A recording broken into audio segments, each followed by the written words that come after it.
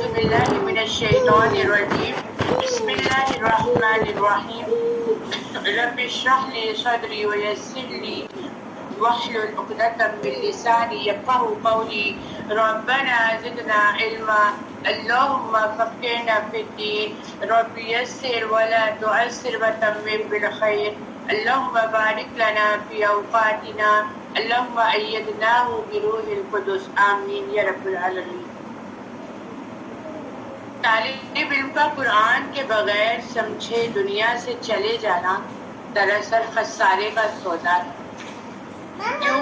ابن قیم کہتے ہیں کہ یہ کس قدر پریشانی کی بات ہے اور کتنا بڑا نقصان ہے، کتنا بڑا خسارہ ہے کہ جو اپنی اوقات کو علم حاصل کرنے میں صرف کرتا ہے، یعنی ساری عمر علم کے رستے میں انسان رہتا ہے لیکن وہ اس حال میں دنیا سے جاتا ہے کہ اس نے قرآن کی حقیقتوں کو سمجھا ہی نہیں۔ ساری عمر اس نے لگا دی قرآن کے پیچھے، لیکن جب جانے کا ٹائم آیا تو قرآن سے اس نے اپنی زندگی سے کوئی فائدہ نہیں اٹھایا اور اس نے کچھ اچھا عمل نہیں کیا، اور نہ براہ راست اس کے دل پر اس کے راز اور معنی واقع ہوتے ہیں۔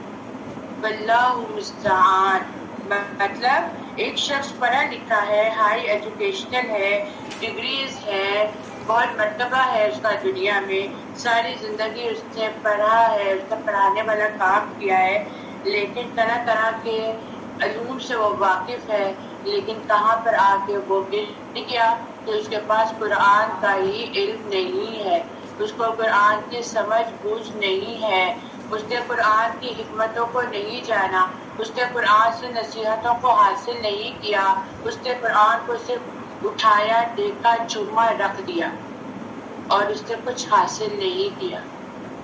تو ایسا انسان جو ہے وہ جو دنیا سے جائے گا تو وہ خسارے میں ہے۔ تو اپنی زندگیوں کو قرآن کے ساتھ جوڑے رکھیں اور قرآن کے اندر کے جو احکامات اور قرآن کے اندر کی جو حکمتیں اور قرآن کے اندر جو ہماری نصیحتیں بتائی گئی ہیں اس پر عمل کرنے کی کوشش کریں۔ 27واں پارہ۔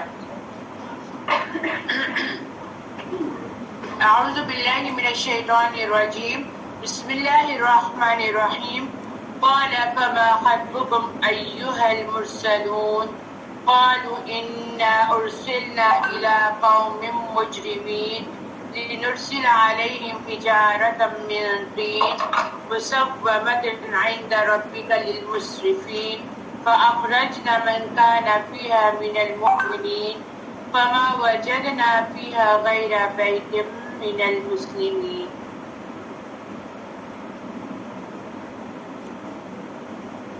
ابراہیم علیہ السلام نے کہا اچھا تو تمہارا مقصد کیا ہے اے قاصدو یعنی فرشتوں؟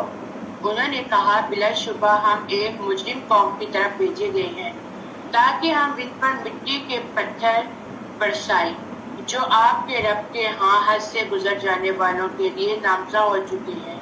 پھر وہاں جو بھی مومن تھے ہم نے انہیں نکال لیا اور ہم نے وہاں مسلمانوں کا صرف ایک ہی گھرانہ پایا، اور ہم نے وہاں ان لوگوں کے لیے ایک نشانی چھوڑی جو دردناک عذاب سے خوف کھاتے ہیں، اور موسیٰ کے قصے میں عظیم نشانی ہے جب ہم نے اسے فرعون کی طرف ایک کھلے معجزے کے ساتھ بھیجا۔ آپ دیکھیں پچھلی آیت میں، پچھلے پارے میں اینڈ میں دیکھیں تو ابراہیم علیہ السلام کے پاس دو فرشتے آتے ہیں اور وہ مہمان بن کر آتے ہیں، اور ابراہیم علیہ السلام کا کردار اور ابراہیم علیہ السلام کی سخاوت دیکھتے ہیں کہ وہ ان کو اللہ تعالیٰ نے مال و دولت میں بھی سخی کیا ہوا تھا نا، اور ان کی سخاوت کیا تھی کہ انہوں نے پورا کا پورا بچڑا بھون کے ان کے سامنے رکھا اور ان کو دعوت کی، ان کو پیشکش کی کہ آپ آ کے کھائیں، لیکن انہوں نے جب نہیں کھایا تو ان کو اس وقت خوف طاری ہوا کہ یہ کیوں نہیں کھا رہے۔ تب انہوں نے کہا کہ مجھ سے مت ڈرو، میں اللہ کی طرف سے پیغام لے کر آیا ہوں اور میں تمہیں اولاد کی بشارت دیتا ہوں۔ اور ان کی بیوی کہتی ہیں کہ تم دو کہ مجھے اولاد کی بشارت جبکہ میں باندھ ہوں، میں اولاد ہی پیدا نہیں کر سکتی۔ تو انہوں نے کہا اللہ تعالیٰ جو چاہتا ہے وہ کرتا ہے۔ اب یہاں پر پوچھا جا رہا ہے، ابراہیم علیہ السلام کو پتہ چل گیا تو ابراہیم علیہ السلام پوچھتے ہیں کہ مقصد کیا ہے ایک تمہارا یہاں پر آنے کا؟ ایک مقصد تو تم نے ہمیں بتا دیا کہ اولاد ہوگی، دوسرا مقصد کیا ہے؟ تو انہوں نے کہا کہ ہم ایک مجرم قوم کی طرف بھیجے گئے ہیں کہ ہم نے ان پر جو ہے سزا دینی ہے، سزا کے لیے بھیجے گئے ہیں، اور یہاں کی سزا کیا ہے کہ ہم نے ان پر ان کے ناموں کی کنکریاں لکھی ہوئی ہیں جو ہم ان کے اوپر برسائیں گے، اور وہ کون سی قوم تھی؟ وہ قوم لوط تھی، اور وہاں پر صرف ایک ہی گھرانے کو بچا لیا جائے گا جو کہ مسلمان ہے۔ تو ایسا ہی ہوا کہ ساری کی ساری بستیاں غرق ہو کر رہ گئی پتھروں کی بارش کی وجہ سے، اور صرف ایک مسلمان جو قوم تھی وہاں پہ بس رہی تھی، ان کو چھوڑ لیا گیا۔ تو یہاں پر ان کا کردار، ان کا اخلاق دیکھیں کہ وہ مہمان نوازی میں بھی بہت اچھے تھے، اور انہوں نے سب سے پہلے یہ نہیں کہا کہ تم کس مقصد کے لیے آئے ہو، ان کا کردار یہاں پہ کیا بتایا گیا، انہوں نے پہلے مہمان نوازی کی ہے۔ ہمارے ہاں کیا ہوتا ہے کہ ہمارے گھر میں جو پہلے مہمان آ جاتا ہے سب سے پہلے تو ہمارے ماتھے میں بل پڑ جاتے، کیا مصیبت اب یہ آ گیا، اب ہمیں اس کو کھلانا پلانا پڑے۔ حالانکہ اگر آپ دیکھیں تو یہاں پہ مہمان نوازی کے بارے میں کیا بات کی جاتی ہے کہ مہمان اپنے نصیبوں کو ساتھ لے کر آتا ہے، اور کہا جاتا ہے کہ اسی طرح صحابہ کا ذکر تھا کہ ان کے گھر میں مہمانوں نے آنا تھا تو ان کے گھر میں کچھ بھی نہیں تھا، ان کی زوجہ نے کہا گھر میں کچھ بھی نہیں ہے اور میں کیوں بناؤں، کسی کے لیے کیوں بناؤں۔ انہوں نے جا کے نبی کریم صلی اللہ علیہ وسلم سے شکایت کرتی تھی کہ میری زوجہ نے اس طرح کہا ہے کہ میں کیوں کروں کسی کے لیے، تو کہتے ہیں کہ تم جا کے ان کو کہو کہ حضرت صلی اللہ علیہ وسلم دعوت میں آنا چاہ رہے ہیں۔ تو انہوں نے جا کے جب کہا تو وہ کہتی ہیں کہ سو بسم اللہ آئیں، تو وہ جب آتے ہیں اور جب وہ کھاتے ہیں نوش فرماتے ہیں تو نبی پاک صلی اللہ علیہ وسلم کا جب جانے کا وقت آتا ہے تو نبی پاک صلی اللہ علیہ وسلم کہتے ہیں اپنی زوجہ کو کہ جب میں چڑھانے لگوں نا تو پیچھے سے مڑ کے دیکھے، تو دیکھے پیچھے مڑ کے، تو کیا کہتے ہیں کہ جب وہ جانے لگتے ہیں اور ان کی زوجہ جب پیچھے مڑ کے دیکھی ہیں تو نبی پاک صلی اللہ علیہ وآلہ وسلم کے ساتھ بیماریاں، مصیبتیں، تکلیفیں، آزمائشیں، جو یعنی کہ دنیا میں تکلیفیں آتی وہ ساری جاری تھی، اور وہ دیکھ کر بے ہوش ہو جاتی ہیں۔ جب ہوش آتا ہے تو پھر نبی پاک صلی اللہ علیہ وسلم نے فرمایا خدا کمی بیشی معاف کرے، جس کا مفہوم یہ ہے کہ انہوں نے فرمایا مہمان اپنا رزق ساتھ لے کر آتا ہے اور جب جاتا ہے تو اس گھر کے سے بیماریاں لے کر جاتا ہے اور برکتیں چھوڑ کر جاتا ہے۔ تو کبھی بھی مہمانوں کے آنے پہ گھبرایا نہ کریں، کم از کم اپنے گھر کا یہ اصول بنا لیں کہ آپ کے گھر میں جو بھی آیا ہے وہ آپ کے منہ سے سوکھا منہ لے کر آپ کے گھر سے نہ جائے، چاہے وہ آپ ایک کپ چائے کا اس کو پلا دیں، ایک 10 روپے کے بسکٹ لا کر رکھ دیں، 10 روپے کا بسکٹ ہی ملتے، 20 روپے کے ملتے ہیں وہ اچھے ملتے ہیں، ٹھیک ہے، وہ ایک پلیٹ بنا کے رکھ دیں، تو کیا ہے کہ کم از کم آپ کے گھر سے کوئی خالی ہاتھ سوکھا منہ نہیں جائے گا۔ ابراہیم علیہ السلام جب فرشتے آئے تھے ان کی قوم کے پاس، اور یہ خوف ان کا دل میں اس وجہ سے پیدا ہوا تھا کہ اس دور میں یہ رواج تھا کہ جب مہمان آتے تھے اور کھانا رکھا جاتا تھا اور ان کو ہاتھ نہیں لگاتے تھے تو یہ دشمنی کا اعلان ہوتا تھا۔ اس وجہ سے انہوں نے خوف محسوس کیا، تو فرشتوں نے کہا کہ ہم کھاتے پیتے نہیں، ہم فرشتے آپ خوف نہ کریں، کیونکہ وہ انسانی شکل میں بھی آئے تھے، یہی وجہ تھی۔ وہ قومی جو تھی تو وہ غلط اس میں وہ تو دراصل آئے اسی کے لیے نا، یعنی کہ دو مقاصد بتائے گئے نا، ایک تو ان کو خوشخبری دینی تھی اور دوسرا یہ تھا کہ قوم لوط تھی، بالکل۔ اور پھر بات کیا ہے کہ مہمانوں کے آنے پہ کبھی بھی گھبرایا نہ کریں۔ ٹھیک ہے، آگے بڑھتے ہیں۔ وفی موسیٰ اذ ارسلناہ الی فرعون بسلطان مبین، اور موسیٰ کے قصے میں عظیم نشانی ہے جب ہم نے اسے فرعون کی طرف ایک کھلے معجزے کے ساتھ بھیجا، تو وہ اپنی قوت کے بل پر حق سے پھرا اور کہا موسیٰ جادوگر یہ دیوانہ ہے۔ ہم نے اسے اور اس کے لشکروں کو پکڑا اور انہیں سمندر میں پھینک دیا جبکہ وہ قابل ملامت کام کرتا تھا، اور آج کے قصے میں نشانی ہے جب ہم نے ان پر بے خیر و برکت ہوا بھیجی، وہ جس چیز پر سے بھی گزرتی اسے گلی سڑی ہڈی کے مانند ریزہ ریزہ کر ڈالتی تھی، یعنی کہ یہ بھی سزا کی ایک قسم تھی کہ ہوا اس قدر تیز چلتی تھی کہ ان کی ہڈیاں بھی گل سڑ کے ریزہ ریزہ ہو جایا کرتی تھی۔ اور ثمود کے قصے میں بھی نشانی ہے، جب ان سے کہا گیا کہ تم ایک وقت 3 دن تک فائدہ اٹھاؤ، پھر انہوں نے اپنے رب کے حکم سے سرکشی کی تو انہیں کرک نے آ پکڑا، جبکہ وہ دیکھ رہے تھے پھر نہ ان میں اٹھنے کی سخت تھی اور نہ وہ بدلہ لینے والے تھے، اور ان سے پہلے ہم نے قوم نوح کو ہلاک کیا۔ بلا شبہ وہ لوگ نافرمان تھے، اور ہم نے آسمان کو قوت کے ساتھ بنایا، اور بلا شبہ ہم بہت وسعت والے ہیں، اور ہم نے زمین کو بچھایا تو ہم کیا ہی کو بچھانے والے ہیں۔ وَمِن كُلِّ شَيْءٍ خَلَقْنَا زَوْجَيْنِ لَعَلَّكُمْ تَذَكَّرُونَ، اور ہم نے ہر جاندار چیز سے جوڑے پیدا کیے تاکہ تم نصیحت حاصل کر سکو، لہٰذا تم اللہ کی طرف دوڑو، اور بلا شبہ میں تمہیں اس کی طرف سے کھلا ڈرانے والا ہوں، اور تم اللہ کے ساتھ کسی اور کو معبود نہ بناؤ، بلا شبہ میں تمہیں اس کی طرف سے کھلا ڈرانے والا ہوں۔ یعنی پیغمبروں کا کام ہمیشہ کیا رہا ہے کہ وہ اللہ کی طرف سے ڈرانے والے ہی آئے ہیں، اور وہ ہمیشہ اللہ کی طرف بھی رجوع کرنے کا حکم دیتی آئی ہیں۔ كَذَلِكَ مَا أَتَى الَّذِينَ مِن قَبْلِهِم مِّن رَّسُولٍ إِلَّا قَالُوا سَاحِرٌ أَوْ مَجْنُونٌ، اور اسی طرح ان سے پہلے لوگوں کے پاس جو بھی رسول آیا تو انہوں نے بس یہی کہا یہ تو جادوگر ہے، یہ تو دیوانہ ہے۔ کیا وہ ایک دوسرے کو اس بات کی وصیت کرتے آئے ہیں؟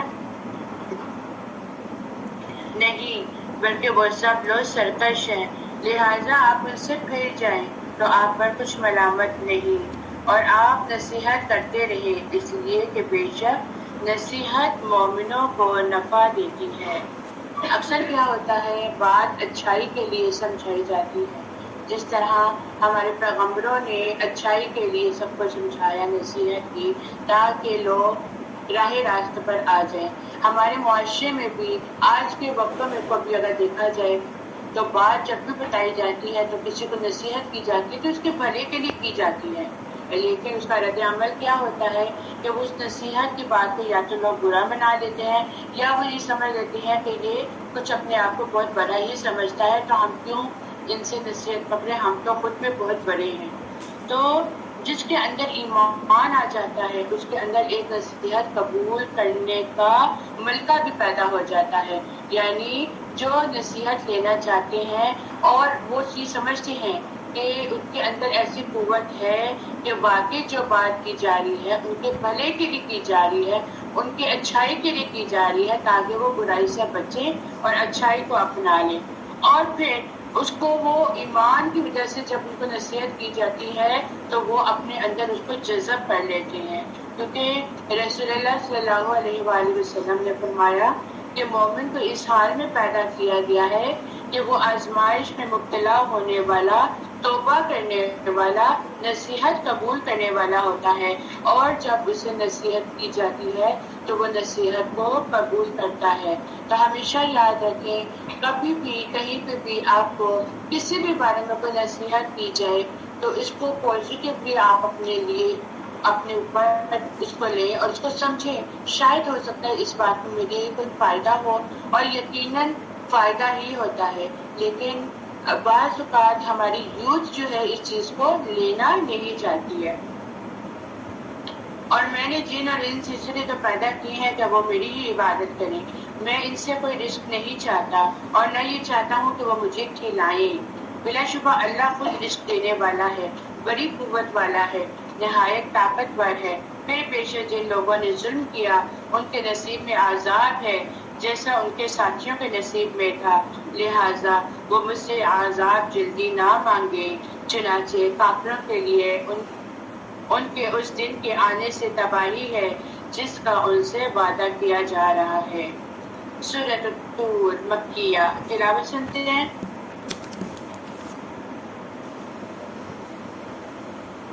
بسم الله الرحمن الرحيم والطور وكتاب مسطور في رق منشور والبيت المعمور والسقف المرفوع والبحر المسجور إن عذاب ربك لواقع ما له من دافع يوم تمر السماء مورا وتسير الجبال سيرا فويل يومئذ للمكذبين الذين هم في خوض يلعبون يوم يدعون إلى نار جهنم متاعا هذه النار التي كنتم بها تكذبون أفسحر هذا أم كنتم لا تبصرون والطور، قسم ہے طور پہاڑ کی، وکتاب مسطور، اور ایک کتاب کی قسم جو لکھی ہوئی ہے، فی رق منشور، کھلے کاغذ میں، والبیت المعمور، اور بیت المعمور کی قسم۔ بیت المعمور کیا ہے؟ 7ویں آسمان پر وہ عبادت خانہ ہے جس میں فرشتے عبادت کرتے ہیں۔ نبی کریم صلی اللہ علیہ وآلہ وسلم نے فرمایا کہ مجھے بیت المعمور دکھایا گیا۔ میں نے جبرائیل علیہ السلام سے اس کے بارے میں پوچھا تو انہوں نے بتایا یہ بیت المعمور ہے، اس میں 70,000 فرشتے نماز پڑھتے ہیں۔ سوچیں ذرا، 70,000 فرشتے نماز پڑھتے ہیں اور ایک مرتبہ پڑھ کر جب وہ نکل آتے ہیں پھر ان کو دوبارہ موقع نہیں ملتا ادھر جانے کا۔ سوچیں کیا وہاں پہ کتنا رش لگا ہوگا، اور تو کبھی اس میں وہ دوبارہ داخل نہیں ہو سکتے، یعنی قیامت تک ان کی باری ہی نہیں آئے گی۔ جو ایک دفعہ اس میں عبادت کر کے نکلتے ہیں تو قیامت تک وہ دوبارہ اس میں جا ہی نہیں سکتے۔ تو آپ سوچیں کتنے زیادہ فرشتے ہیں وہاں پر۔ اگر یہاں پر کاؤنٹنگ صرف 70,000 کی بتائی جا رہی ہے کہ ایک وقت میں 70,000 فرشتے وہاں پہ نماز پڑھ رہے ہیں اور وہ جب نکلتے ہیں تو پھر ان کی دوبارہ باری نہیں آ رہی، تو کتنے فرشتوں کی باریاں لگی ہوئی ہیں۔ اور ہمارے حال کیا ہے کہ ہم نماز کو بھی کیسے پڑھتے ہیں کہ بس پڑھ لیا، مساجد میں بھی پڑھ لیا، مسجد رمضان میں مسجد کو رونق بخشی، رمضان ختم ہو گئے تو پھر بس جمعے کے جمعے شکل دکھائیں گے۔ اللہ ماشاء اللہ کچھ لوگ ایسے ہیں جو 5 وقت کی نمازوں کو مساجد میں جا کے پڑھتے ہیں۔ اور اونچی چھت کی قسم اور بھڑکائے ہوئے سمندر کی قسم، بے شک آپ کے رب کا عذاب ضرور واقعہ ہونے والا ہے، قریب ہے کہ عذاب واقعہ ہو جائے، اس سے کوئی روکنے والا نہیں ہے۔ اور وہ واقعہ ہوگا جس دن آسمان زور سے حرکت کرنے لگے گا۔ ذرا امیجن کرتے جائیں ہر چیز کو اور سیریس ہو کے اپنے قرآن کی طرف توجہ دیں۔ یہ بہت پیاری آیتیں ہیں، اس پہ غور و فکر کریں۔ جس دن آسمان زور سے حرکت کرنے لگے گا اور پہاڑ تیزی سے چلنے لگیں گے۔ آج پہاڑ اپنی جگہ پر قائم ہے، آج پہاڑوں کو قلعوں سے ایک جگہ پہ روک دیا گیا ہے، لیکن قیامت کے دن یہ پہاڑ تیزی سے چلنے لگیں گے۔ چنانچہ اس دن جھٹلانے والوں کے لیے تباہی ہے جو تکذیب حق کی سخت سازی میں بڑے کھیل رہے ہیں، یعنی انہیں صرف اور صرف دنیا کے کھیل میں وہ مشغول ہیں۔ اللہ سبحانہ و تعالیٰ کہتے ہیں کہ اللہ سبحانہ و تعالیٰ کو 3 چیزیں ناپسند ہیں۔ سب سے پہلی بات کہ فضول قسم کا بولنا، فضول بات کرنا، بے فضول بات میں بحث کرنا، مال و دولت کو ضائع کرنا، اور تیسرا بکثرت سوال کرنا، کسی کو زج کر دینا، جواب نہیں ہے لیکن ایسا سوال کرنا کہ دوسروں کو زج کر کے خود تسکین حاصل کرنا۔ رسول اللہ صلی اللہ علیہ وآلہ وسلم نے فرمایا ان قریب لوگوں کے دھوکے اور فریب کے چند سال آئیں گے کہ ان میں جھوٹے کو سچا اور سچے کو جھوٹا کہا جائے گا، امین کو خائن اور امانت دار اور خائن کو امانت دار اور امانت دار کو خیانت دار سمجھا جائے گا۔ تو آج کل وہ حالات پیدا ہو گئے ہیں، جو سچ بولنے والا ہے اس کو جھوٹا کہا جاتا ہے، اور جو جھوٹ بولتا ہے اس کو سچا کہا جاتا ہے، اور پھیرا پھیری کر کے باتوں کو بول بول کر کے اپنی سچائی کے دعوے دار بن جاتی ہیں۔ پھر کیا کہا جاتا ہے کہ جس دن انہیں نہایت سختی سے دھکے دے دے کر جہنم کی آگ کی طرف دھکیلا جائے گا اور کہا جائے گا یہی ہے وہ آگ جسے تم جھٹلایا کرتے تھے، کیا پھر یہ جادو ہے؟ یا تم دیکھتے ہی نہیں تم اس دوزخ میں داخل ہو جاؤ، اب تم صبر کرو یا صبر نہ کرو، تمہارے لیے برابر ہے، تمہیں بس اسی کی سزا دی جائے گی جو تم عمل کیا کرتے تھے، بلا شبہ متقین باغات اور نعمتوں میں ہوں گے۔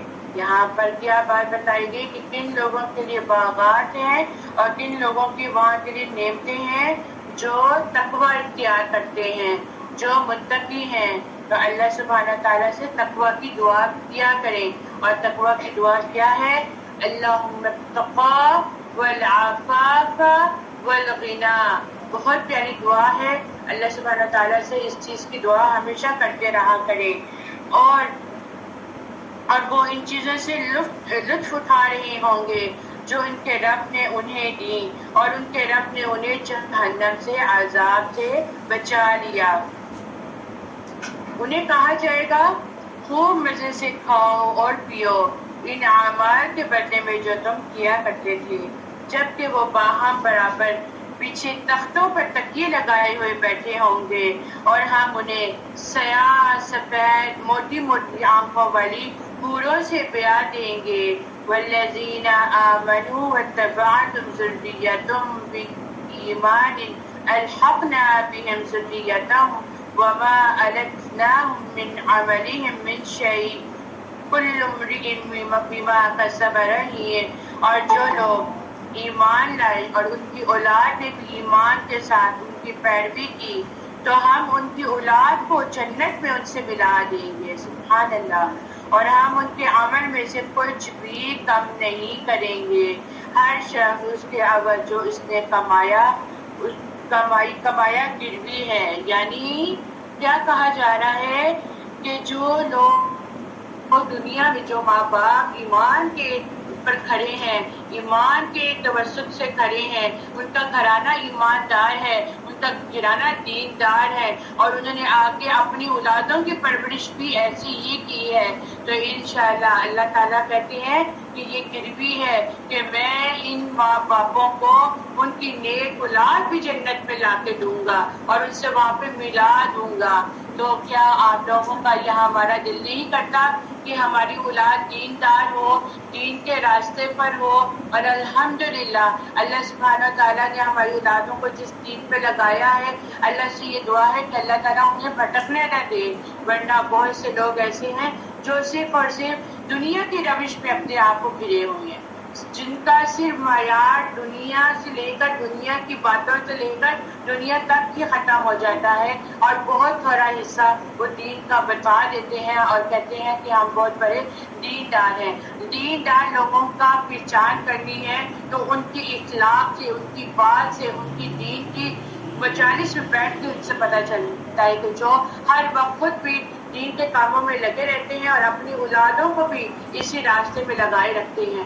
جن لوگوں کو کوئی شوق ہوتا ہے نا کہ ہم اپنی اولادوں کو حافظ بنائیں، ان کے لیے وہ تغدو بھی کرتے ہیں، تو دیکھیں اس بات پر آپ لوگوں نے یہ بھی عمل کرنا ہے کہ یہ صرف حفظ کرنے تک قائم نہیں ہے، بلکہ یہ جب تک آپ کی زندگی ہے آپ نے یہ چیز ان پر کہتی رہنی ہے کہ اس کی دہرائی کرتے رہے۔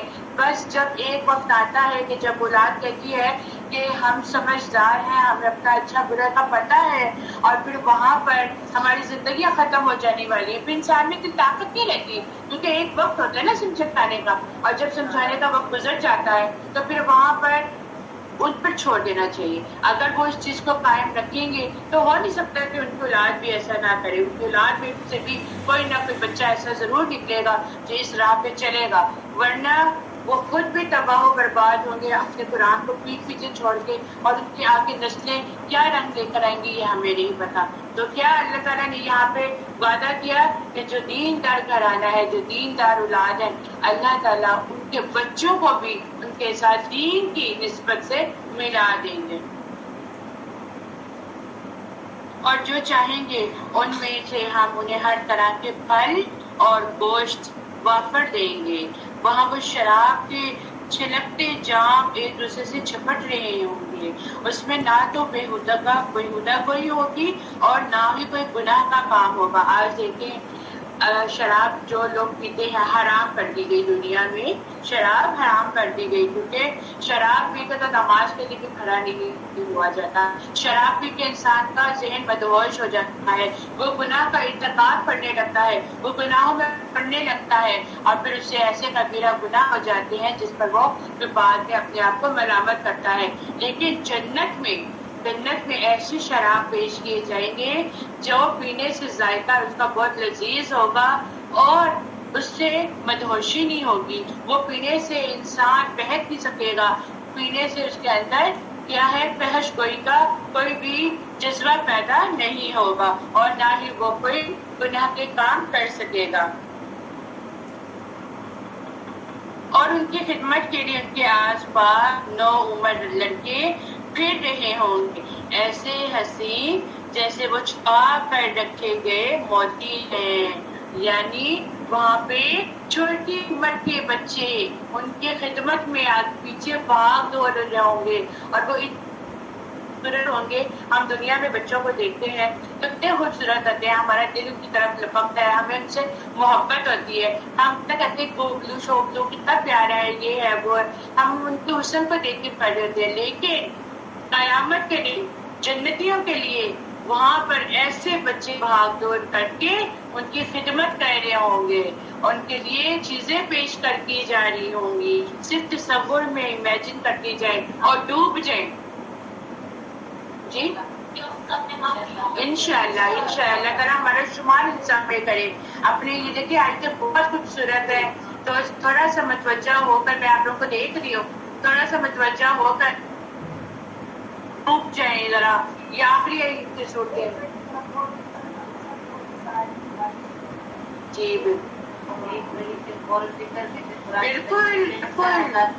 बिल्कुल, तो इसलिए तो कह रही हूँ नसीहत लेने वाले नसीहत पढ़ते हैं, तो नसीहत लीजिए, ये टाइम दोबारा नहीं आएगा और इस तरह की बातें क्या पता दोबारा नसीब ना हो, कोई और पढ़ाने वाला आ जाए तो फिर उनकी बात इसलिए आज फायदा उठा ले।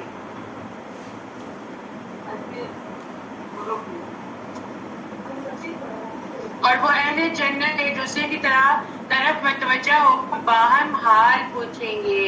आज हम एक दूसरे का हाल नहीं पूछते, आज हम एक घर में रहते हुए एक दूसरे का हाल नहीं पूछते। जन्नत में हर कोई एक दूसरे का हाल अहवाल पूछेगा, तो कहेंगे बिलाशुबा हम इससे पहले अपने अहलो अयाल में अल्लाह से डरा करते थे, फिर अल्लाह ने हम पर एहसान किया और उसने हमें जुल्सात वाली लू के अजाब से बचा लिया। यानी आमीन सुमा आमीन। यहाँ पर घर वालों की भी बात की जाती है इन सारी आयतों में जो अभी पढ़ी जा चुकी है कि लोग ईमान लाएंगे उनकी औलाद से लेकर यहाँ तक। यहाँ पर देखें कि औलाद के इस्तेमाल की वजह से भी माँ बाप के जो वालिदैन की जो दर्जात है वो भी बुलंद होती हैं और वालिदैन की नेकियां भी जो है वो औलाद के काम आती हैं। जहाँ तक औलाद के इस्तिग़फ़ार का ताल्लुक है तो नबी करीम सल्लल्लाहु अलैहि वसल्लम ने फरमाया जन्नत में आदमी का दर्जा बुलंद कर दिया जाता है। तो वो अर्ज करता है कैसे हुआ, तो कहा जाता है कि तुम्हारी औलाद के तुम्हारी इस्तिग़फ़ार करने की वजह से। तो जिनके माँ बाप इस दुनिया में नहीं हैं वो अपने माँ बाप को हर वक्त इस्तिग़फ़ार अपने माँ बाप के लिए किया करें, बात किया करें। और जो माँ बाप जिंदा है उनके भी किया करें कि अल्लाह ताला उनके दर्जात को बुलंद करे।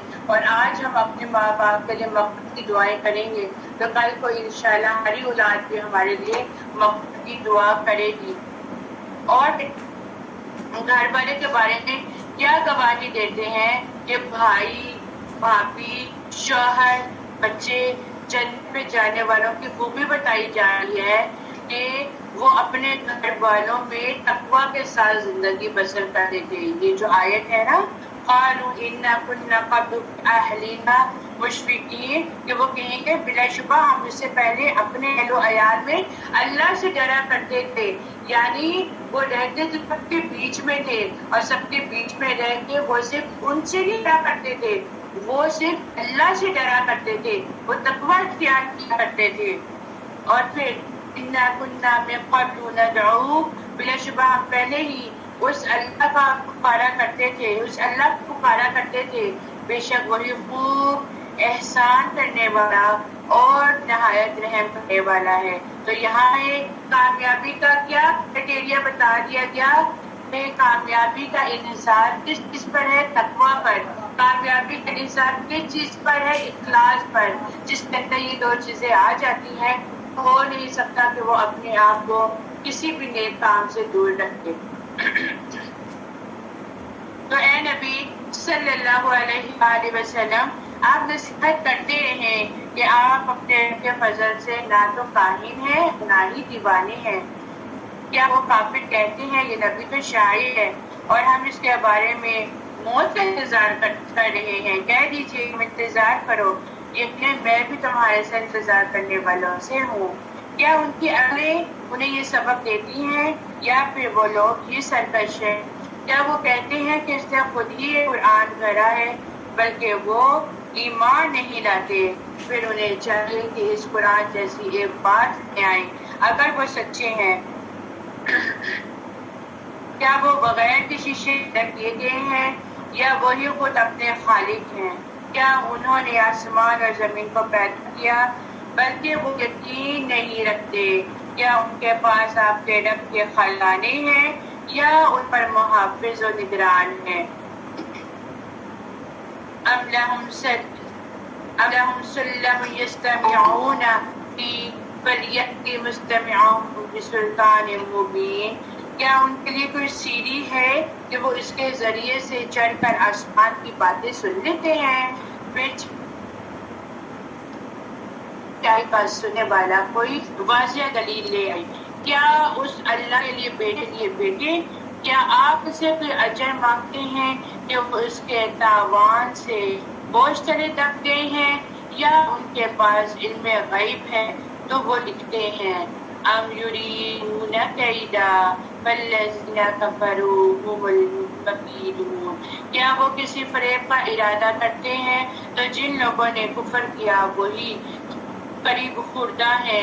کیا ان کے لیے اللہ کے سوا اور کوئی معبود ہے؟ اللہ تو پاک ہے. سبحان اللہ عما یشرکون. اللہ پاک ہے اس سے وہ جو شریک ٹھہراتے ہیں. اور اگر وہ آسمان سے گرتا ہوا کوئی ٹکڑا بھی دیکھیں تو کہیں گے کہ یہ تو تابتہ عدل ہے. لہٰذا اے نبی آپ انہیں اس کے حال پر چھوڑ لیں حتیٰ کہ وہ اپنے اس دن سے ملیں جس میں وہ بے ہوش کیے جائیں گے. اس دن انہیں ان کا فریب کچھ بھی فائدہ نہیں دے گا اور نہ ان کی مدد کی جائے گی. اور بلا شبہ جن نے ظلم کیا ان کے لیے اس کے عذاب کے علاوہ دنیا میں بھی ان کو ایک عذاب ہے، لیکن ان اکثر نہیں جانتے. وَاصْبِرْ لِحُکْمِ رَبِّكَ فَإِنَّكَ بِأَعْیُنِنَا فَسَبِّحْ بِحَمْدِ رَبِّكَ حِینَ تَقُومُ. اے نبی اپنے رب کے حکم آنے تک صبر کرے. بلا شبہ آپ ہماری آنکھوں کے سامنے ہیں، اور جب آپ کھڑے ہوں تو اپنے رب کی حمد کے تسبیح کیجیے اور کچھ حصہ رات میں اور آپ اس کی تسبیح کیجیے. اور ستارے غروب ہونے کے بعد کا کیا مطلب ہے؟ یعنی فجر کی دو سنتوں کی یہاں پر اہمیت بتائی جا رہی ہے. حضرت عائشہ رضی اللہ تعالیٰ عنہ کہتی ہیں کہ میں نے رسول اللہ صلی اللہ علیہ وآلہ وسلم کو کسی نفل کی ادائیگی کے لیے اتنی جلدی کرے ہوئے نہیں دیکھا جتنا میں نے انہیں نماز فجر سے پہلے دو سنتوں کی. اور ہم لوگ اکثر فجر کی نماز ہی چھوڑ دیتے ہیں، فجر کے قریب سو جاتے ہیں اور فجر کی نماز چھوڑ دیتے ہیں. ابراہیم علیہ السلام نے اللہ تعالیٰ کو کئی سالوں کا سجدہ کیا تھا، بہت زیادہ سے زیادہ سجدہ کیا تھا. جب سجدے سے اٹھے تو اللہ تعالیٰ کو اللہ میرا جبرائیل ایک امت آئی، ان کی 2 رکعت سنت صبح کی جب پڑھیں گے تو تمہارے اس 1000 سال سجدے سے سبحان اللہ سبحان اللہ سبحان اللہ. اور نبی کریم صلی اللہ علیہ وسلم نے طلوع فجر کے وقت 2 رکعت سنت کے پڑھنے کی شان کے بارے میں فرمایا کہ ان کو پڑھنا میرے نزدیک ساری دنیا سے زیادہ محبوب ہے۔ نبی کریم صلی اللہ علیہ وآلہ وسلم نے فرمایا جس نے صبح کی نماز پڑھی بس وہ اللہ کے ذمہ ہے، سارا دن وہ اللہ کے ذمہ ہے، اور جس نے صبح کی نماز ترک کر دی سارا دن بھی وہ کام کرتا رہے گا تو اس کے کام ختم نہیں ہوں گے۔ بس اللہ تم سے اپنی حفاظت کا مطالبہ نہیں کرتا، لیکن جو جس چیز کا مطالبہ کرے گا اور وہ جو نہیں اس کو پورا کرے گا، یعنی کہ ان چیزوں کو پورا نہیں کرے گا، ان مطالبات کو پورا نہیں کرے گا تو اسے منہ کے بل جہنم میں پھینک دیا جائے گا۔ اللہ سبحانہ و تعالیٰ ہمیں نمازوں کا پابند بنائے، اور جس طرح اس نماز کی فضیلت بیان کی گئی ہے اللہ سبحانہ و تعالیٰ ہمیں اس کو ادا کرنے کا پابند بنا دے۔ کہتے ہیں کیا بیوی بہت خوش قسمت ہے جو ایک اگر نماز کے لیے نہیں اٹھتا تو دوسرا اٹھائے، اور اگر شوہر نہیں اٹھا تو بیوی اٹھائے۔ الحمدللہ ہمارے گھرانوں میں ایسی بات ہے کہ اگر ہم خود نہیں اٹھتے تو ہمارے ماں ہمیں آواز دیتے ہیں اٹھو نماز پڑھو، اور یہ چیز ہمارے لیے بہت خوش قسمتی کی علامت ہے۔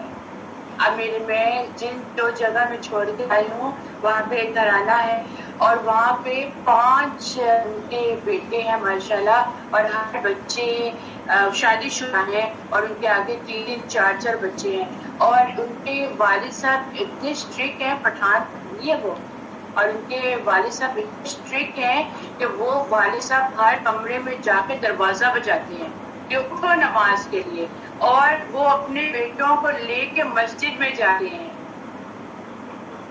یعنی کہ میں کہتی ہوں وہ تو اللہ تعالیٰ نے اس کے کتنے درجات بلند کرنے ہیں کہ جو خود بھی نماز پڑھ رہا ہے اور اپنے شادی شدہ بچوں کو بھی نوک کر رہے تو اٹھو اور اٹھ کے فجر کی نماز کو ادا کرو۔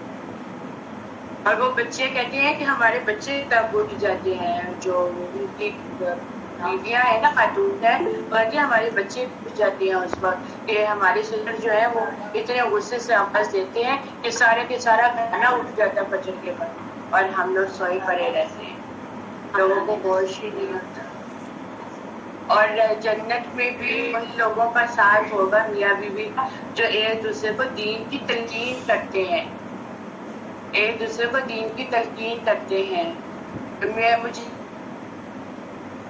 ظاہر ہے ہماری چھوٹی عمروں میں شادیاں ہو گئی اور ہم سے جو ہمارے شوہر ہیں وہ عمر میں بڑے ہیں، اور وہ ہمیشہ کہتے تھے نماز پڑھو، تو ہم لوگ اریٹیٹ ہوتے تھے یہ کیوں کہتے ہیں ہمیں ہر وقت نماز پڑھو، ہمیں پتہ ہے ہم نے نماز پڑھنی ہے، یہ ہر وقت ہمیں کہتے رہتے نماز پڑھو، پہ دوپٹے رہو، ننگا سر نہ رکھو، شیطان پیشاب کر دیتا ہے، یہ ہے وہ ہے۔ لیکن جب انسان اس زندگی اس پہ میچورٹی آتی ہے 23-24 سال کی عمر میں، جب اس کو پتہ لگنے کا تو اس وقت وہ اپنے آپ کو خوش قسمت کہتا ہے کہ واقعی اللہ تعالیٰ نے اس کو ایک ایسا شوہر دیا ہے جو اس کو دین کی تلقین کر رہا ہے، اور ایسے شوہر کا ساتھ قیامت کے دن بھی انسان مانگتا ہے کہ جس نے انسان کو بدل ہی دیا صرف ایک دین کی وجہ سے۔ تو ایسے گھرانے کتنے پیارے، اللہ سے اپنی اولادوں کے لیے دعا کیا کرے اللہ تعالیٰ ہماری بیٹیوں کو ایسا گھرانہ دے، ایسے شوہر عطا فرمائے جو ان کو نماز کی اور دین کی اور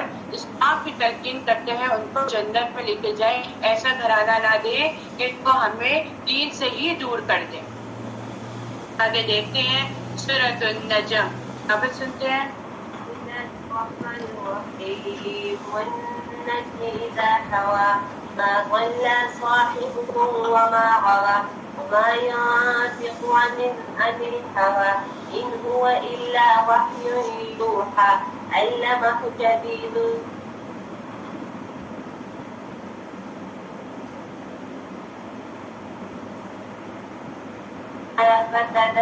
فتدلى فكان قاب قوسين أو أدنى فأوحى إلى ربه ما أوحى فأوحى إلى عبده ما أوحى ما كذب وما رأى أفتمارونه على ما يرى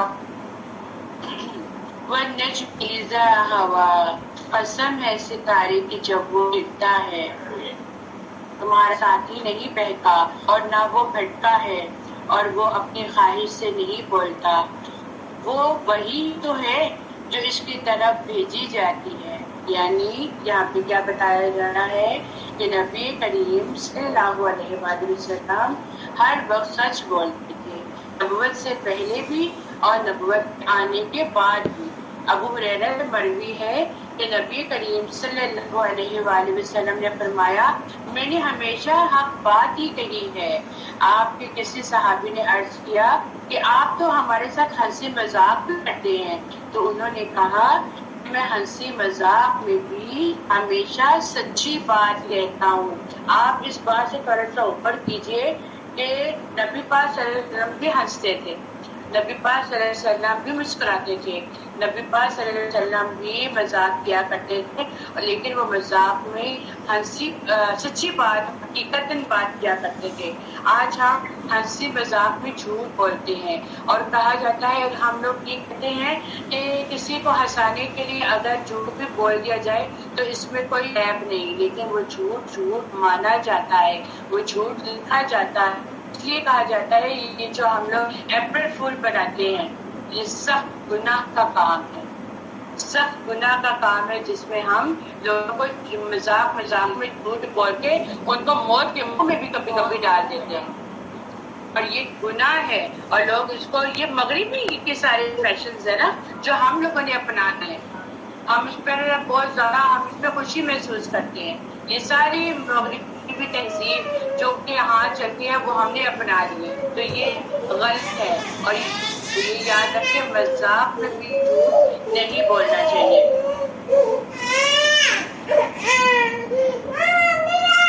इससे मजबूत कुव्वतों भी अलैहिस्सलाम ने सिखाया। अल्लाह ताला ने किसको सिखाया? सबसे पहले जिब्राईल अलैहिस्सलाम को। जिब्राईल अलैहिस्सलाम ने फिर किसको सिखाया? मोहम्मद सल्लल्लाहु अलैहि वसल्लम को। मोहम्मद सल्लल्लाहु अलैहि वसल्लम ने फिर बाद में किसको सिखाया? सहाबियात को सिखाया, और फिर उसके साथ चल के सिलसिले शुरू हो गए। जो नहायत ताकतवर है तो वो अब सूरत में सीधा खड़ा हो गया, जबकि वो आसमान के बुलंद किनारे पर था। फिर वो करीब हुआ और उतर आया, तो वो 2 कमरों जितना बिल्कुल उसके करीब हो गया। फिर से अल्लाह के बंदे की तरफ वही थी जो वही थी। उस रसूल ने जो कुछ देखा, उसके दिल ने इसके मुताबिक झूठ नहीं बोला। इस नबी से झगड़े हो जो वो देखता है, और अलबत्ता की इस रसूल ने जिब्राईल को एक बार और भी उतरते देखा था।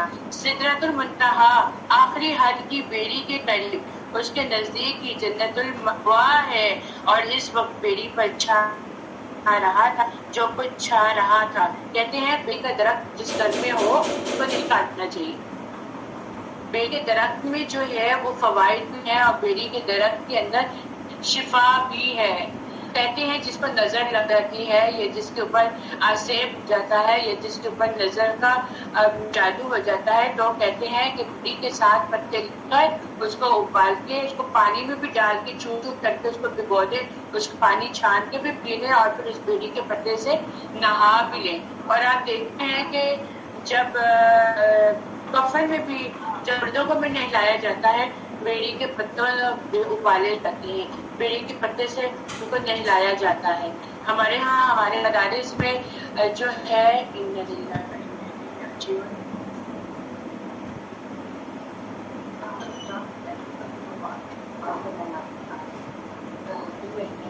हाँ जी, और कहा जाता है कि बेड़ी के जो पत्ते होते हैं उनको उबाल के और रख दिया जाता है, और फिर जब मुर्दा को गुस्ल दे दिया जाता है तो फिर एंड में छान के उस पानी से भी उसको नहला दिया जाता है।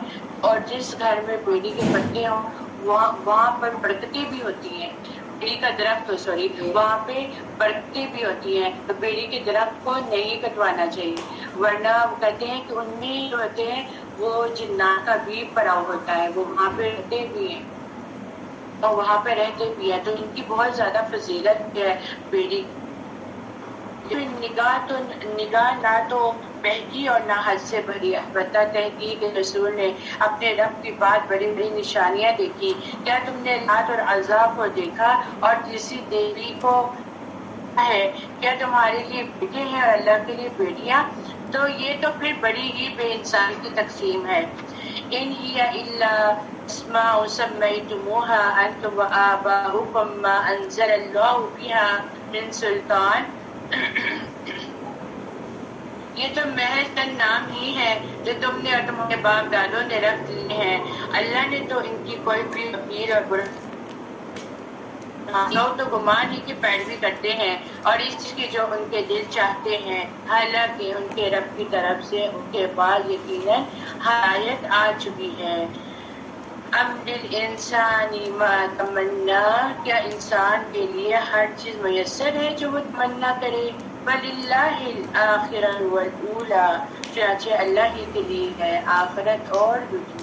وَكَم مِّن مَلَكٍ فِي السَّمَاوَاتِ لَا يُغْنِي شَفَاعَتُهُمْ شَيْئًا إِلَّا مِن بَعْدِ أَن يَأْذَنَ اللَّهُ لِمَن يَشَاءُ وَيَرْضَىٰ، اور آسمانوں میں کتنے ہی فرشتے ہیں جن کی سفارش کچھ بھی فائدہ نہیں دے گی مگر بعد ازاں کہ اللہ اجازت دے جس کے لیے چاہے اور پسند کرے۔ بلا شبہ جو لوگ آخرت پر ایمان نہیں لاتے وہ فرشتوں کے رکھ لیتے ہیں، حالانکہ انہیں اس کا کوئی علم نہیں، وہ تو بس گمان کی پیروی کرتے ہیں، اور بلا شبہ گمان حق کے مقابلے میں کچھ بھی فائدہ نہیں دیتا۔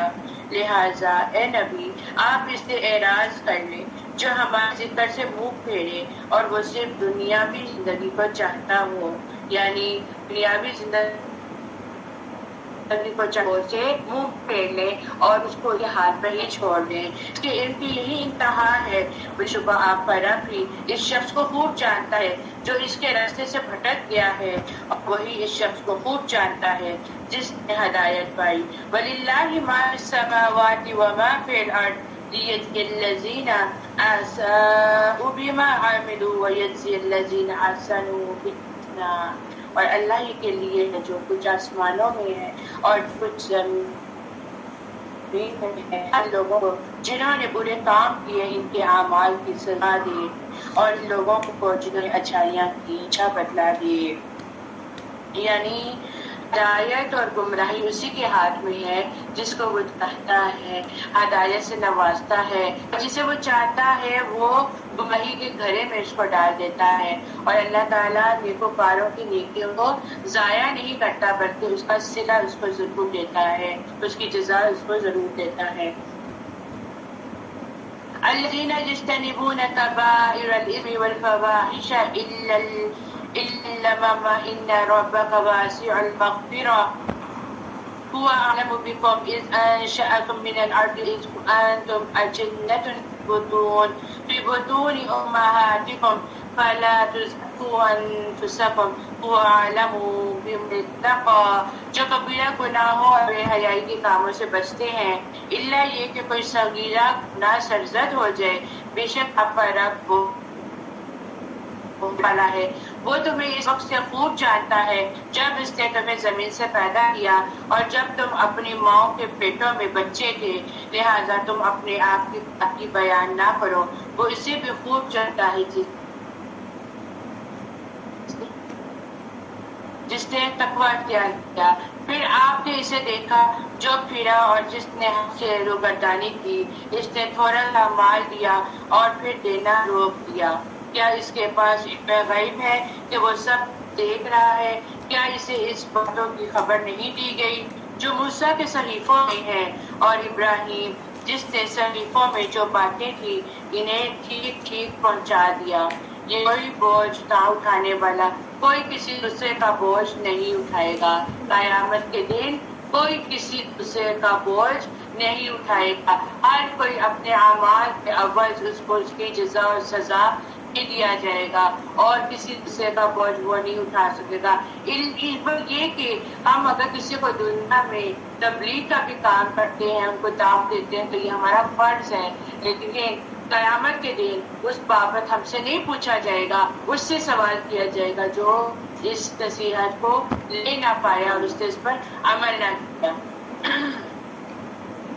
اور یہ کہ انسان کے لیے بس وہی کچھ ہے جس کی اس نے صحیح کی، اور بلا شبہ اس کی صحیح جلدی دیکھی جائے گی، پھر اسے پوری جزا دی جائے گی، اور بے شک سب کا آپ کے رب ہی کے پاس ٹھکانہ ہے، اور بلا شبہ وہی ہنساتا ہے اور وہی رلاتا ہے۔ وَأَنَّهُ أَمَاتَ وَأَحْيَا، بے شک وہی مارتا ہے اور وہی زندہ کرتا ہے، اور بلا شبہ اس نے ہی جوڑے پیدا کیے، نر اور مادہ، نطفے سے جب وہ رحم میں ڈالا جاتا ہے، اور بلا شبہ دوسری بار کی پیدائش بھی اسی ہی کے لیے ذمہ ہے۔ بے شک وہی غنی کرتا ہے اور وہی سرمایہ دار بناتا ہے، اور یقیناً وہی ستارے کا رب ہے، اور بلا شبہ اسی نے پہلے عادیوں کو ہلاک کر دیا اور سمود کو بھی، پھر اس نے کسی کو بھی باقی نہ چھوڑا، اور ان سے پہلے قوم نوح کو بھی، بلا شبہ وہ نہایت ظالم اور سرکش تھے، اور اس نے الٹی ہوئی بستیوں کو زمین پر دے مارا، اٹھا کے بستیوں کو زمین پہ پٹخ دیا کہ کوئی بھی باقی نہ رہا، پھر اس بستی کو ڈھانپ لیا جس سنگ باری نے ڈھانپ لیا۔ پھر اے انسان، تو اپنے رب کون سی نعمتوں میں شک کرتے ہو؟ یہ رسول تو پہلے ڈرانے والوں میں سے ایک ڈرنے والا ہے۔ قریب آنے والی قیامت قریب آ گئی، اس قیامت کو اللہ کے سوا کوئی ظاہر کرنے والا نہیں۔ کیا پھر اس قرآن پر تم تعجب کرتے ہو اور تم ہنستے ہو اور تم روتے نہیں؟ بہت بڑی بات ہے یہ قرآن پڑھ کر جہاں پر جو بھی ڈرانے کی بات ہے وہاں انسان کے آنسو نہ بہیں، یعنی انسان کے دل میں بات اثر نہ کرے اور اس قرآن سے اس کو رونا نہ آئے، اور تم غفلت اور اعراض کرنے والے ہو۔ فَاسْجُدُوا لِلَّهِ وَاعْبُدُوا، تم باز آ جاؤ، پھر کہا جا رہا ہے تم باز آ جاؤ، اللہ کو سجدہ کرو اور اسی کی عبادت کرو۔ ابتن سجدہ کر لیجئے گا۔ بسم اللہ اقتربت الساعۃ وانشقت القمر، قیامت بہت قریب آ گئی اور چاند پھٹ گیا۔ اگر وہ مشرک کوئی معجزہ دیکھیں تو منہ موڑتے ہیں اور کہتے ہیں یہ ہمیشہ سے چلا آتا ہے، یہ تو جادو ہے۔ یعنی نبی پاک صلی اللہ علیہ وسلم کا یہ معجزہ تھا کہ انہوں نے جب انگلی چاند پہ پھیری تو وہ دو ٹکڑوں میں تقسیم ہو گئی، اور انہوں نے اس کو جھٹلایا اور اپنی خواہشوں کی پیروی کی، اور ہر کام کا وقت مقرر ہے۔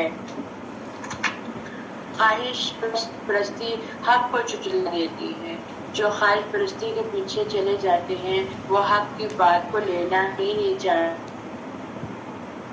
اللہ کو دیکھنا ہی نہیں چاہتے، یہی حال کا تھا۔ وَلَقَدْ جَاءَهُم مِّنَ الْأَنبَاءِ مَا فِيهِ مُزْدَجَرٌ، اور بلا شبہ ان کے بعد وہ خبریں آ چکی ہیں جس میں تنبیہ اور نصیحت ہے۔ کمال کو پہنچی ہوئی حکمت پھر بھی تنبیہات فائدہ نہیں دیتی، لہذا اے نبی ان سے منہ موڑ لیجئے۔ یاد کریں جس دن بلانے والا نہایت ناگوار چیز کی طرف بلائے گا، ان کی نگاہیں جھکی ہوئی ہوں گی، وہ کپڑے سے یوں نکلیں گے جیسے وہ بکھری ٹڈی دل ہوں گے، اور وہ بلانے والے کی طرف دو رہے ہوں گے۔ یعنی جب کپڑوں سے ان کو نکالا جائے گا تو شکلیں انسانوں جیسے ہوں گی اور ان کے جسم چوٹیوں جیسے ہوں گے، اور آپ کو پتا ہے ایک قبر کے اندر 70 مردوں کو کہا جاتا ہے کہ دفنایا جاتا ہے، ایک قبر میں سے 70 مردے نکلے، تو ہر مردہ جو نکلے گا تو وہ اسی شکل میں نکل کے بھاگ رہا ہوگا۔ کافر کہیں گے یہ دن نہایت سخت ہے، ان سے پہلے قوم نوح نے جھٹلا دیا جھٹلا دیا تھا، چنانچہ انہوں نے ہمارے بندے کی تکذیب کی اور کہا یہ تو دیوانہ ہے اور ان کو چھڑک دیا گیا۔ تب اس نے اپنے رب کو پکارا کہ بے شک میں بے بس ہوں، اب تو ہی انتقام لے۔ چنانچہ ہم نے زور سے برستے ہوئے پانی کے ساتھ آسمان کے دروازے کھول دیے اور ہم زمین سے چشمے جاری کر دیے اور آسمان اور زمین کا پانی ایک خبر پر مل گیا جو بالفعل مقدر ہو چکا تھا، اور ہم نے اس نوح کو تختوں اور میخوں والی کشتی پر سوار کیا، وہ ہماری آنکھوں کے سامنے چلتی تھی۔ ہم نے یہ کیا اس شخص کا انتقام لینے کی خاطر جس کا انکار کیا گیا تھا، اور بلا شبہ یقینا ہم نے اس کشتی کو ایک چانی بنا چھوڑا، پھر کیا کوئی نصیحت پکڑنے والا ہے؟ ڈراوا کیسے؟ اور بلا شبہ یقینا ہم نے قرآن کو نصیحت کرنے کے لیے آسان بنا دیا۔ وَلَقَدْ يَسَّرْنَا الْقُرْآنَ لِلذِّكْرِ فَهَلْ مِن مُّدَّكِرٍ۔ کہا جاتا ہے قرآن ہے نصیحت کے لیے آسان ہے۔ جو لوگ کہتے ہیں کہ قرآن مشکل ہے، قرآن نہیں پڑھا جاتا، قرآن نہیں سیکھا جاتا، ترجمہ مشکل ہے، تو قرآن اس چیز کی گواہی دیتا ہے کہ قرآن نصیحت کے لیے آسان ہے۔ کسی چیز کا سمجھ نہ آئے، کسی ورڈنگ کی سمجھ نہ آئے تو ہمارے قرآن پاک کا جو لفظ کا لفظ ترجمہ ہوتا ہے اور جس کو یاد کرنا بہت زیادہ آسان ہوتا ہے، اللہ یہ کہ جب ہم سارا ایسے رننگ وے میں پڑھے ہوتے ہیں تو ہمیں ایک ایک ورڈ کی سمجھ نہیں آتی ہے، تو ایک ایک ورڈ کا جو قرآن پاک دیا جاتا ہے ورڈ ٹو ورڈ، اس سے کیا ہوتا ہے کہ قرآن کو سمجھنا آسان ہو جاتا ہے۔ اور ہمارے مدارس میں اس کے جو ہے کورسز آن لائن بھی کروائی جاتے ہیں اور مدارس میں بھی کروائی جاتے ہیں، ترجمہ بھی یاد کروایا جاتا ہے اور اس اکارڈنگلی اس کے بارے میں ڈیٹیل سے تفاصیر بھی بتائی جاتی ہے اور اس کے پیپر بھی دلائے جاتے ہیں۔ تو بات کیا ہے؟ قرآن آسان ہے سمجھنے۔ قوم عاد نے تکذیب کی، پھر دیکھو میرا عذاب اور میرا ڈراوا کیسا تھا۔ بلا شبہ ہم نے ان پر ایک مستقل نحوست والے دن میں شدید طوفانی ہوا بھیجی اور وہ لوگوں کو یوں اکھاڑتی یا پھینکتی تھی جیسے وہ جڑ سے اکھڑے کھجور کے تنے ہیں۔ پھر میرا عذاب اور میرا ڈراوا کیسا تھا۔ وَلَقَدْ يَسَّرْنَا الْقُرْآنَ لِلذِّكْرِ فَهَلْ مِن مُّدَّكِرٍ۔ اور بلا شبہ ہم نے قرآن کو نصیحت کے لیے آسان بنا دیا، پھر کیا ہے کوئی نصیحت پکڑنے والا؟ کذب ثمود بالنذر، قوم سمود نے ڈرانے والوں کو جھٹلایا۔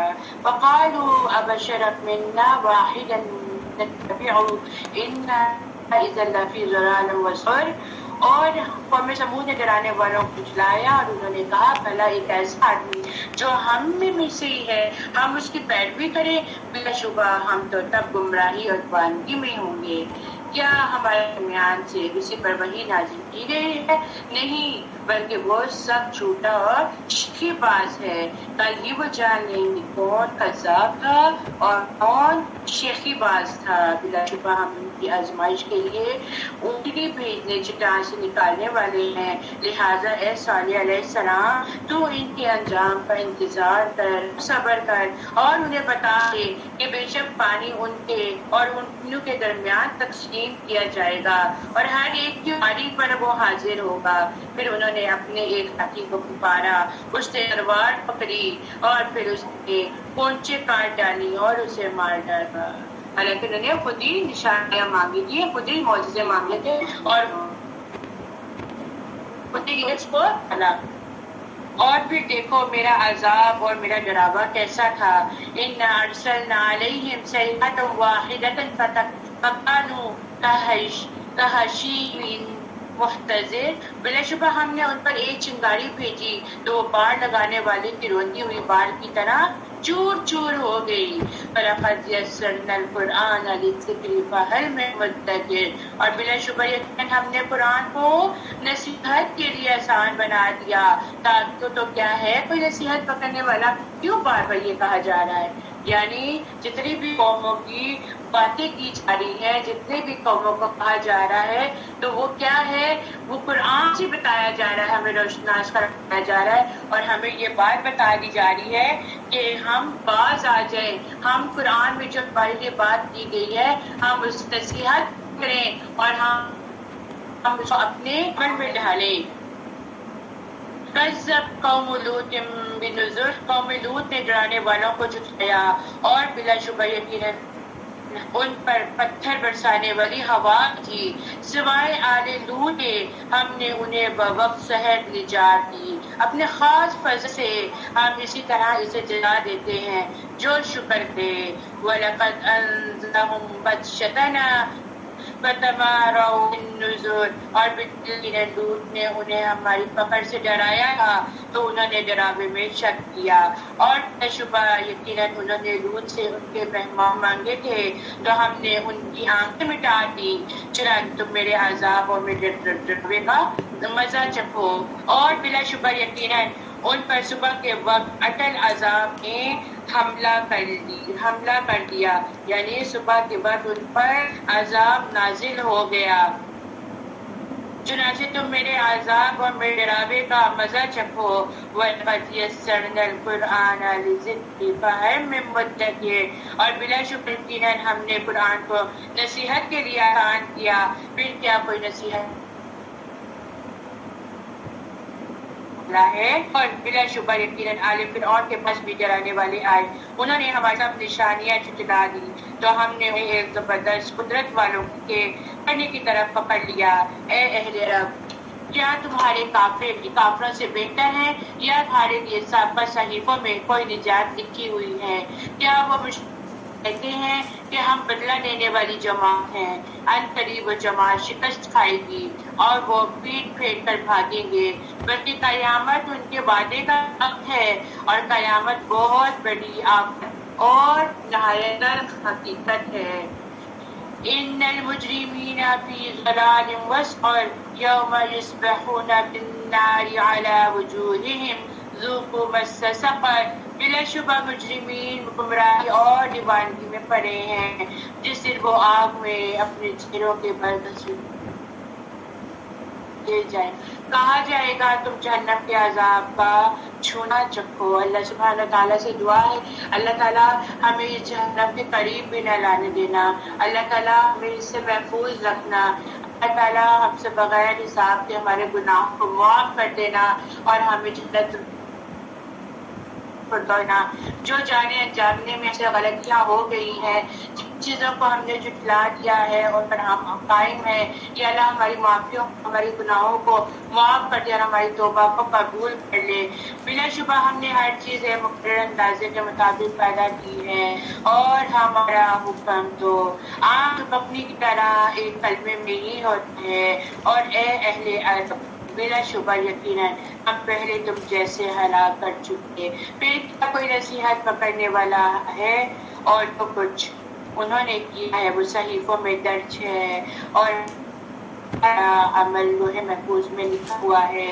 بلا شبہ متقین باغات و نہروں میں ہوں گے, حقیقی عزت کی جگہ, ہر طرح کی قدرت والی. آپ لوگ درخت دیکھ کر کھڑے ہو جائیں.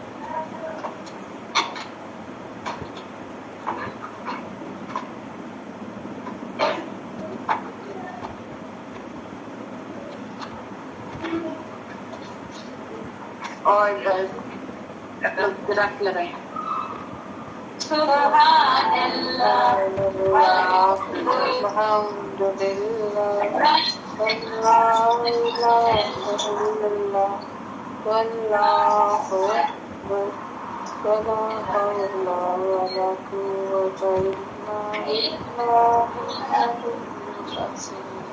کے بعد کر کے ہاتھ کر کے سیدھے بالکل سبحان اللہ والحمد للہ ولا الہ الا اللہ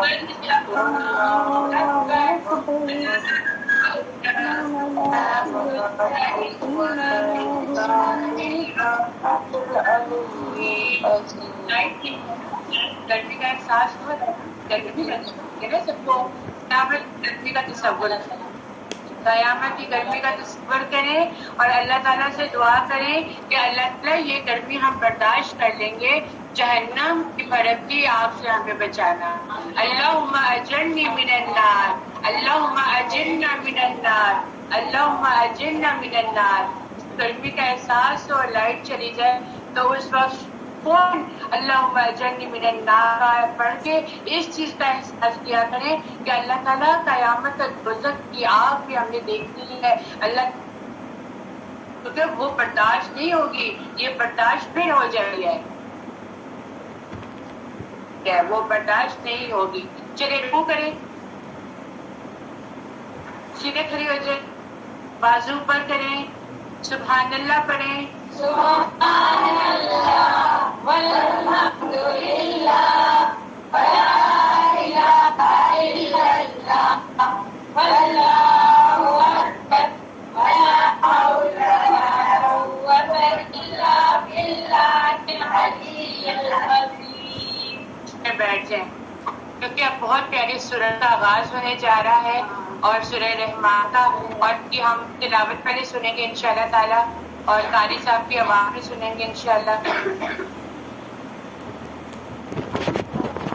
جی انشاءاللہ پوری تلاوت سنیں۔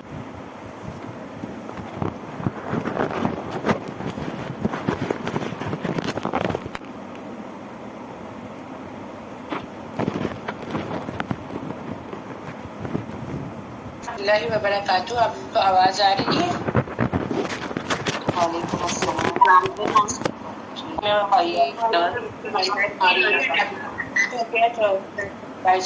چلیں، اعوذ باللہ من الشیطان الرجیم، بسم اللہ الرحمن الرحیم۔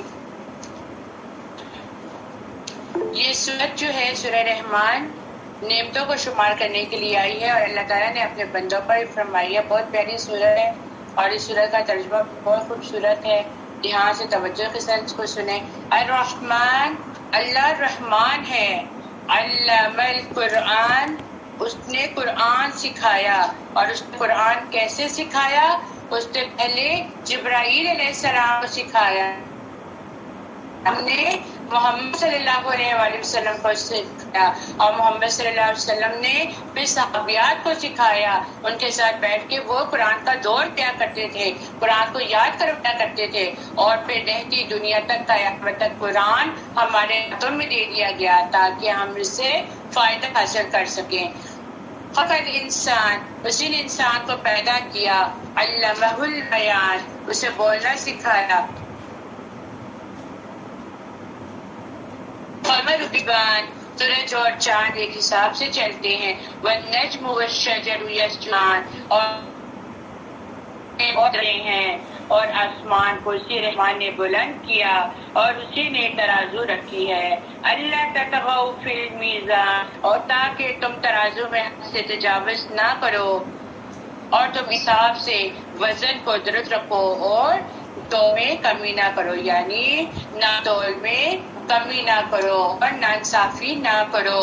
اور اسی نے زمین کو مخلوق کے لیے بنایا، اور اس میں لذیذ پھل اور کھجور کے درخت ہیں جن کے شگوفے غلافوں میں لپٹے ہوئے ہیں، اور بھوسے والے دانے اناج اور خوشبودار پھول ہیں۔ پھر اے جنو انس، فَبِأَيِّ آلَاءِ رَبِّكُمَا تُكَذِّبَانِ، تم دونوں اپنے رب کی کون کون سی نعمتوں کو جھٹلاؤ گے؟ خلق الانسان من صلصال کالفخار، اس نے انسان کو ٹھیلے جیسی کھنکتی مٹی سے پیدا کیا۔ وخلق الجن من مارج من نار، اور اس نے کو آگ کے شعلے سے پیدا کیا۔ فَبِأَيِّ آلَاءِ رَبِّكُمَا تُكَذِّبَانِ، پھر تم دونوں اپنے رب کی کون کون سی نعمتوں کو جھٹلاؤ گے؟ یعنی کیوں کہا جا رہا ہے کہ انسانوں کو جتنی بھی نعمتیں دی جائیں انسان پھر بھی ناشکرا ہی ہے، اس نے کبھی بھی شکر ادا نہیں کیا۔ اور یہاں پہ یہی بات کی جا رہی ہے کہ اللہ نے اتنی نعمتیں دی ہیں اور تم اللہ کی کون کون سی نعمتوں کو جھٹلاؤ گے؟ اور وہی دونوں مشرقوں اور دونوں مغربوں کا رب ہے، پھر دونوں اپنے رب کی کون کون سی نعمتوں کو جھٹلاؤ گے؟ رحمان نے 2 سمندر جاری کیے جو باہم ملتے ہیں ان دونوں کے درمیان پردہ ہے وہ دونوں سے تجاوز نہیں کرتے، پھر تم دونوں اپنے رب کون سی نعمتوں کو جھٹلاؤ گے؟ ان دونوں سمندروں سے موتی اور مرجان نکلتے ہیں، پھر تم دونوں اپنے رب کی کون سی نعمتوں کو جھٹلاؤ گے؟ وَلَهُ الْجَوَارِ الْمُنشَآتُ فِي الْبَحْرِ كَالْأَعْلَامِ، اور اسی ہیں چلنے والے جہاز اور کشتیاں جو سمندر میں پہاڑوں کی طرح اونچے اٹھے ہوئے ہیں۔ فَبِأَيِّ آلَاءِ رَبِّكُمَا تُكَذِّبَانِ، پھر تم دونوں اپنے رب کی کون سی نعمتوں کو جھٹلاؤ گے؟ كُلُّ مَنْ عَلَيْهَا فَانٍ، ہر چیز جو اس زمین پر ہے فنا ہونے والی ہے۔ وَيَبْقَى وَجْهُ رَبِّكَ ذُو الْجَلَالِ وَالْإِكْرَامِ، اور آپ کے رب ذوالجلال والاکرام کا چہرہ باقی رہے گا۔ پھر تم دونوں اپنے رب کی کون سی نعمتوں کو جھٹلاؤ گے؟ اور جو کوئی بھی آسمان اور زمین میں ہے اسی سے مانگتا ہے، اور وہ ہر روز ہر وقت ایک نئی شان میں ہوتا ہے۔ یعنی کیا بتایا جا رہا؟ آسمان اور زمین میں جو کچھ ہے ہم کس سے مانگتے ہیں، کس کے آگے ہاتھ پھیلاتے ہیں؟ اللہ سبحانہ تعالیٰ کے آگے ہم اسی سے مانگتے ہیں، اور ہر روز وہ جو ہمیں نوازتا ہے ایک اونچی شان کے ساتھ ہمیں نواز رہا ہوتا ہے، جس میں ہمیں وہ چھین کر بھی ہمیں بتاتا ہے اور ہمیں دیکھ کر بھی ہمیں بتاتا ہے کہ اس کے اندر تم لوگوں کے لیے کون حکمتیں ہیں، کون سے فائدے ہیں۔ پھر تم دونوں اپنے رب کی کون سی نعمتوں کو جھٹلاؤ گے؟ اے دو بھاری گروہو جن و انس، ان قریب ہم تمہارے حساب کے لیے فارغ ہوں گے۔ پھر تم دونوں اپنے رب کی کون سی نعمتوں کو جھٹلاؤ گے؟ اے گروہ جن و انس، اگر تم آسمانوں اور زمین کے دونوں کناروں سے نکل جانے کی طاقت رکھتے ہو تو نکل جاؤ، قوت و غلبے کے بغیر تو قوت تم میں کہاں، اور وہ قوت دینے والا کون ہے؟ فَبِأَيِّ آلَاءِ رَبِّكُمَا تُكَذِّبَانِ، پھر تم دونوں اپنے رب کی کون سی نعمتوں کو جھٹلاؤ گے؟ يُرْسَلُ عَلَيْكُمَا شُعَاظٌ مِّن نَّارٍ وَنُحَاسٌ فَلَا تَنتَصِرَانِ، تم دونوں پر آگ کا شعلہ اور دھواں چھوڑا جائے گا، پھر تم اس کے مقابلے میں ایک دوسرے کی مدد نہ کر سکو گے۔ استغفر اللہ۔ فَبِأَيِّ آلَاءِ رَبِّكُمَا تُكَذِّبَانِ، پھر تم دونوں اپنے رب کی کون سی نعمتوں کو جھٹلاؤ گے؟ فَإِذَا انشَقَّتِ السَّمَاءُ فَكَانَتْ وَرْدَةً كَالدِّهَانِ، پھر جب آسمان پھٹ جائے گا تو وہ سرخ کی طرح لال ہو جائے گا۔ آپ دیکھیں کبھی ایسا ہوتا ہے نا، آندھی اتنی زیادہ آتی ہے اور ایک دم آسمان کا رنگ چینج ہوتا ہے، سرخ ہو جاتا ہے، کوئی وقت سے خوف آتا ہے کہ نہیں آتا؟ مجھے تو بہت خوف آتا ہے جب بھی میں دیکھتی ہوں، ورنہ میں تو آسمان کی طرف دیکھتی ہی نہیں، اور بس میں استغفار پڑھتی ہوں، کیونکہ وہ منظر ہی کچھ ایسا ہوتا ہے کہ ایسا لگتا ہے جیسے کوئی عذاب ہے، اللہ کا کوئی غصہ ہے۔ تو قیامت کے دن کیا ہوگا کہ آسمان پھٹ جائے گا تو وہ سرخ چمڑے کی طرح ہو جائے گا۔ پھر تم دونوں اپنے رب کی کون سی نعمتوں کو جھٹلاؤ گے؟ پھر اس دن کسی انسان اور کسی جن سے اس کے گناہ کی بابت نہیں پوچھا جائے گا۔ پھر دونوں اپنے رب کی کون سی نعمتوں کو جھٹلاؤ گے؟ یعرف المجرمون بسیماہم فیؤخذ بالنواصی والاقدام، پھر مجرم اپنے چہرے کی علامت یہ سے پہچان لیے جائیں گے، پھر وہ پیشانی کے بالوں اور قدموں سے پکڑے اور گھسیٹ کر جہنم میں ڈال دیے جائیں گے۔ استغفر اللہ، استغفر اللہ، اللہم لا تجعلنا منہم۔ فَبِأَيِّ آلَاءِ رَبِّكُمَا تُكَذِّبَانِ، پھر تم دونوں اپنے رب کی کون سی نعمتوں کو جھٹلاؤ گے؟ هَٰذِهِ جَهَنَّمُ الَّتِي يُكَذِّبُ بِهَا الْمُجْرِمُونَ، انہیں کہا جائے گا یہ وہ جہنم ہے جسے مجرم لوگ لاتے تھے۔ جہنم کے درمیان اور سخت گرم کھولتے پانی کے درمیان کر لگائیں گے۔ پھر تم دونوں اپنے رب کی کون سی نعمتوں کو جھٹلاؤ گے؟ اور جو شخص اپنے رب کے سامنے کھڑا ہونے سے ڈر گیا ان کے لیے 2 باغ۔ پھر تم دونوں اپنے رب کی کون کون سی نعمتوں کو جھٹلاؤ گے، وہ دونوں بہت زیادہ شاخوں والے ہیں۔ پھر تم دونوں اپنے رب کی کون کون سی نعمتوں کو جھٹلاؤ گے، ان دونوں باغوں میں دو چشمے جاری ہوں گے۔ فَبِأَيِّ آلَاءِ رَبِّكُمَا تُكَذِّبَانِ، پھر تم دونوں اپنے رب کی کون کون سی نعمتوں کو جھٹلاؤ گے۔ فِيهِمَا مِن كُلِّ فَاكِهَةٍ زَوْجَانِ، ان دونوں باغوں میں ہر پھل کی دو دو قسمیں ہوں گی۔ پھر تم دونوں اپنے رب کی کون کون سی نعمتوں کو جھٹلاؤ گے۔ متکئین علی فرش بطائنها من استبرق وجنى الجنتین دان، اہل جنت ایسی مستقے تکیے لگائے بیٹھے ہوں گے جس کے استر ریشم کے ہوں گے۔ سبحان اللہ، جب ایسی آیتیں آیا کریں سبحان اللہ پڑھا کریں، دعا کیا کریں اللہ تعالیٰ ہمیں بھی اس میں شامل کرنا۔ اور ان دونوں باغوں کے پھل قریب ہی ہوں گے۔ پھر تم دونوں اپنے رب کی کون کون سی نعمتوں کو جھٹلاؤ گے۔ ان میں جھکی نظروں والی شرمیلی اور باحیا حوریں ہوں گی۔ یہ بھی جا سکتا تھا کہ اس میں دو حوریں ہوں گی موٹی موٹی آنکھوں والی، شرمیلی اور باحیا کیوں لگا دیا گیا؟ عورت کی صفت بیان کر دی گئی ہے، مؤنث کی صفت بیان کر دی گئی ہے کہ وہ باحیا ہے، وہ شرم گو ہے، وہ اپنی حفاظت کرنے والی ہے۔ ان سے پہلے انہیں کسی انسان اور کسی جن نے ہاتھ نہیں لگایا ہوگا۔ سبحان اللہ۔ پھر تم دونوں اپنے رب کون کون سی نعمتوں کو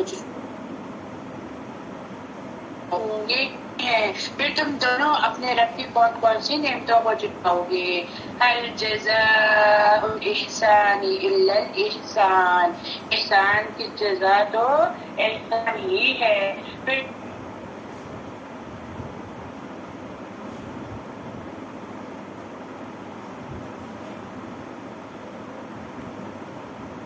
اور تم دونوں اپنے رب کی کون کون سی نعمتوں کو جھٹلاؤ گے جو گہرے سبز سیاہی مائل ہیں۔ پھر تم دونوں اپنے رب کی کون کون سی نعمتوں کو جھٹلاؤ گے، ان میں جوش مارتے جو چشمے ہیں۔ پھر تم دونوں اپنے رب کی کون سی نعمتوں کو جھٹلاؤ گے، ان دونوں میں لذیذ پھل ہوں گے اور کھجوریں ہیں اور انار بھی ہیں۔ پھر تم دونوں اپنے رب کی کون کون سی نعمتوں کو جھٹلاؤ گے، ان سب باغوں میں خوبصورت عورتیں بھی ہیں۔ اللہ ہمارا بھی شمار کر دے۔ پھر تم دونوں اپنے رب کی کون کون سی نعمتوں کو جھٹلاؤ گے۔ حور مقصورات فی الخیام، حوریں خیموں میں محفوظ ہوں گی، وہاں پر بھی ایسی خوبصورت حوریں وہ خیموں کے اندر چھپی ہوں گی۔ اور پھر تم اپنے رب کی کون کون سی نعمتوں کو جھٹلاؤ گے، ان سے پہلے انہیں کسی انسان اور کسی جن نے ہاتھ بھی نہیں لگایا ہوگا۔ تم دونوں اپنے رب کی کون کون سی نعمتوں کو جھٹلاؤ گے۔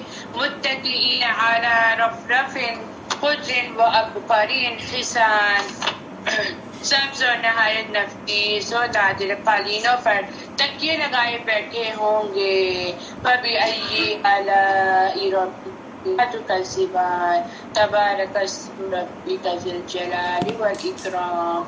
تم دونوں اپنے رب کی کون کون سی نعمتوں کو جھٹلاؤ گے، آپ کے رب ذوالجلال اور اکرام کا نام بہت ہی بابرکت ہے۔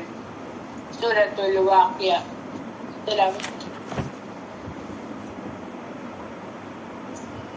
الرحمن الرحيم إذا وقعت الواقعة ليس لوقعتها كاذبة خافضة رافعة إذا رجت الأرض رجا وبست الجبال بسا فكانت حباء منبثا وكنتم أزواجا ثلاثة فأصحاب الميمنة ما أصحاب الميمنة وأصحاب المشأمة ما أصحاب المشأمة والسابقون السابقون أولئك المقربون في جنات النعيم ثلة من الأولين وقليل من الآخرين۔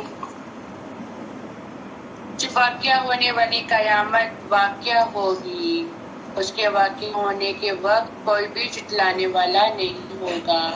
پست کرنے والی بلند کرنے والی، جب زمین نہایت بری طرح ہلا جائے گی اور پہاڑ پھوڑ کر بالکل ریزہ ریزہ کر دیے جائیں گے، تب وہ گند غبار جیسے ہو جائیں گے اور تم لوگ 3 قسم میں ہو جاؤ گے۔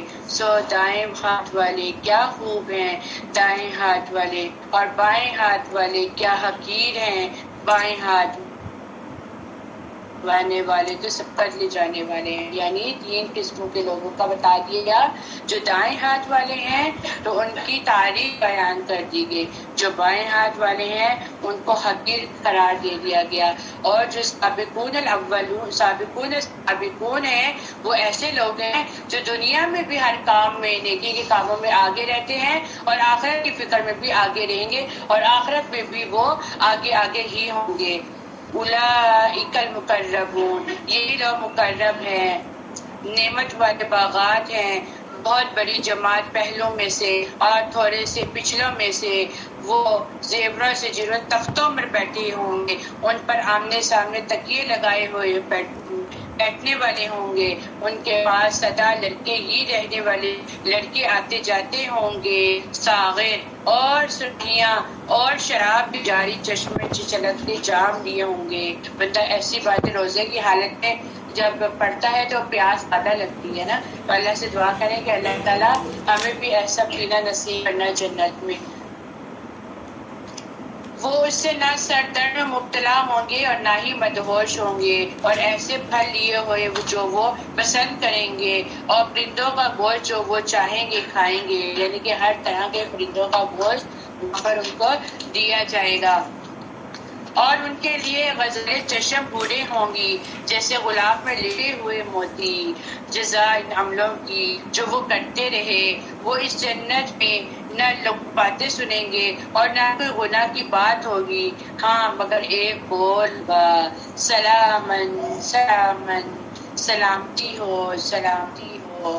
اور دائیں ہاتھ والے کیا خوب ہیں، دائیں ہاتھ والے، اور بے خار بیڑیے ہوں گے اور طے پتہ کیلوں میں اور لمبے سایوں میں اور ہر دم بہتے پانی کی آبشاروں میں اور وافر پھلوں میں، لا مقطوعۃ ولا ممنوعہ، جو نہ تو کبھی ختم ہوں گے اور نہ ممنوع ہوں گے، وفرش مرفوعہ، اور اونچی اونچی نشتگاہوں میں، ان انشأناہن نشأ، بلا شبہ ہم ان کی بیویوں کو ایک نئے سرے سے پیدا کریں گے، بس ہم انہیں کنواریاں بنائیں گے، من موہنی اور ہم لوگ اپنے آپ کو پورا نہیں نہ کہلانا چاہتے ہیں، کوئی ہمیں کہہ دے آنٹی تو ہمیں ایک دم غصہ آ جاتا ہے، کون ہو تو مجھے آنٹی کہنے والی، ابھی تو میری عمر ہی کیا ہے، چاہے ہم 50 سال سے بھی کراس کرتے ہوں گے تو ہمیں آنٹی کیوں کہا، ابھی تو ہم بہت جوان ہیں۔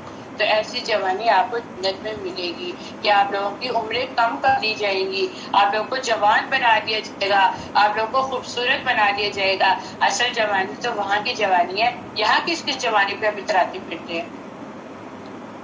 لِأَصْحَابِ الْيَمِينِ، دائیں ہاتھ والوں کے لیے، سُلَّةٌ مِّنَ الْأَوَّلِينَ، کثیر جماعت پہلوں میں سے، وَسُلَّةٌ مِّنَ الْآخِرِينَ، اور کثیر جماعت پچھلوں میں سے، وَأَصْحَابُ الشِّمَالِ مَا أَصْحَابُ الشِّمَالِ، اور بائیں ہاتھ والے کیا حقیر ہیں بائیں ہاتھ والے، فِي سَمُومٍ وَحَمِيمٍ، وہ سخت گرم کھولتے پانی میں ہوں گے، وَظِلٍّ مِّن يَحْمُومٍ، اور سیاہ تلی دھوئیں کے سائے میں، لا بارد ولا کریم، نہ وہ ٹھنڈا ہوگا اور نہ فرحت بخش ہوگا۔ انہم کانوا قبل ذلک مترفین، بلا شبہ وہ اس سے پہلے نازوں میں پلے ہوئے تھے، اور اب ان کا انجام دیکھو کہ ان کو ٹھنڈا فرش میں نصیب نہیں ہوگا، اور وہ بڑے گناہگار شرک پر اصرار کرتے تھے، اور وہ کہتے تھے کہ جب ہم مر جائیں گے اور ہم مٹی اور ہڈیاں ہو جائیں گے تو پھر واقعہ ہم دوبارہ اٹھائے جائیں گے، کیا ہم اور ہمارے پہلے باپ دادا بھی؟ قل ان الاولین والآخرین، نبی صلی اللہ علیہ وآلہ وسلم آپ کہہ دیجئے بلا شبہ پہلے بھی اور پچھلے بھی، یقیناً ایک معلوم کے مقرر وقت میں سب کچھ جمع کیے جائیں گے. پھر یقیناً تم اے گمراہو جھٹلانے والے ہو، تم توہر کے درخت سے ضرور کھانے والے ہوگے، استغفر اللہ، پھر اس سے اپنا پیٹ بھرنے والے ہوگے، استغفر اللہ استغفر اللہ استغفر اللہ، پھر اس پہ کھولتے پانی سے پانے والے ہوگے، تو پیاسے اونٹوں کے پینے کی طرح پینے والے ہوں گے. روز قیامت یہ ہوگی ان کی مہمانی. ہم ہی نے تمہیں پیدا کیا، پھر تم دوبارہ جی اٹھنے کی تصدیق کیوں نہیں کرتے؟ پہلا بتاؤ تو جو منی ٹپکاتے ہو، کیا تم اس کو پیدا کرتے ہو یا ہم اس کے خالق ہیں؟ ہم ہی نے تو تمہارے درمیان موت مقدر کر دی ہے، اور ہم عاجز نہیں بلکہ قادر ہیں اس بات کہ تم جیسی اور مخلوق لے آئیں اور تم ایسی صورت میں پیدا کریں جو تم نہیں جانتے. آپ لوگوں کو گرمی لگ رہی ہے، آپ لوگ طرف لو کے بیٹھے، کوئی بات نہیں، اللہ کی خاطر آپ لوگ بیٹھے ہیں، اللہ تعالیٰ اس کا بہترین جزا آپ لوگ کو دے گا. ذرا کھلا کھلا ہو کے بیٹھ جائیں آپ لوگ،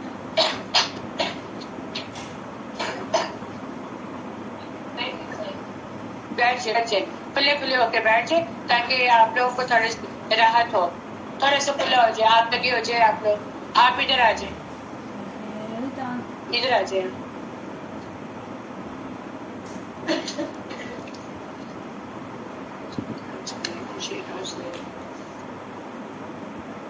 أَلَا نُبَدِّلُ أَمْثَالَكُمْ وَنُنشِئَكُمْ فِي مَا لَا تَعْلَمُونَ، بلکہ قادر ہے اس بات پہ کہ تم جیسی اور مخلوق بدل کر لے آئیں اور تمہیں ایسی صورت میں پیدا کر لیں جو تم نہیں جانتے. اور یقیناً تم پہلی پیدائش کو جان چکے ہو، تم نصیحت کیوں نہیں پکڑتے؟ بھلا بتاؤ تو جو کچھ تم بولتے ہو کیا اسے تم اگاتے ہو یا ہم اگانے والے ہیں؟ اگر ہم چاہیں تو اسے ضرور ریزہ ریزہ کر دیں، پھر تم پشیمان ہونے والے ہو جاؤ کہ بلا شبہ ہم پر چٹی ڈال دی گئی، نہیں ہم مہرے. بھلا بتاؤ تو وہ پانی جو تم پیتے ہو کیا وہ تم نے بادلوں سے نازل کیا ہے یا ہم نازل کرنے والے ہیں؟ اگر ہم چاہیں تو اسے کھارا کر دیں، پھر تم شکر کیوں نہیں کرتے؟ بھلا بتاؤ تو وہ آگ جو تم جلاتے ہو کیا اس کا درخت تم نے پیدا کیا ہے یا ہم پیدا کرنے والے ہیں؟ ہم ہی نے اسے یا دہانی کا ذریعہ اور مسافروں کے لیے فائدہ بنایا ہے. فَسَبِّحْ بِاسْمِ رَبِّكَ الْعَظِيمِ، لہٰذا آپ اپنے رب عظیم کے نام کی تسبیح کیجیے. پھر میں ستاروں کے گرنے کی قسم کھاتا ہوں، اور بلا شبہ اگر تمہیں علم ہو تو یہ بہت بڑی قسم ہے کہ بلا شبہ یہ قرآن نہایت معزز ہے.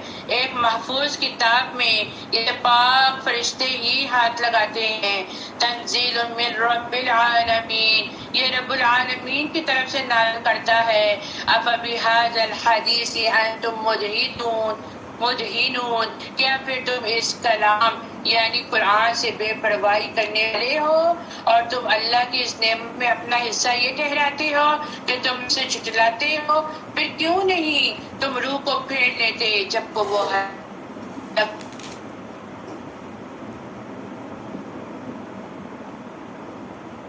ہوتے ہیں لیکن تم دیکھتے نہیں. فلولا ان کنتم غیر مدینین، پھر اگر تم کسی کے محکوم نہیں تو کیوں نہیں اس روح کو پھیر لاتے اگر تم سچے ہو. بس لیکن اگر وہ مردہ مقربین سے ہوں تو اس کے لیے راحت ہے اور خوشبو اور نعمتوں والا باغ ہے. اور لیکن اگر وہ اصحاب یمین میں سے ہیں تو کہا جائے گا تیرے لیے سلامتی ہے کیونکہ تو اصحاب یمین میں سے ہے. اور لیکن اگر وہ تکذیب کرنے والے گمراہوں میں سے تو ان کی مہمانی کھولتے پانی سے ہوگی. استغفر اللہ. اور اسے جہنم داخل کر دیا جائے گا. بلغہ یہی ہے وہ سچ یقینی ہے، لہٰذا آپ اپنے رب عظیم کے نام کی تسبیح کیجیے. سورۃ الحدید. بسم اللہ الرحمن الرحیم. سبح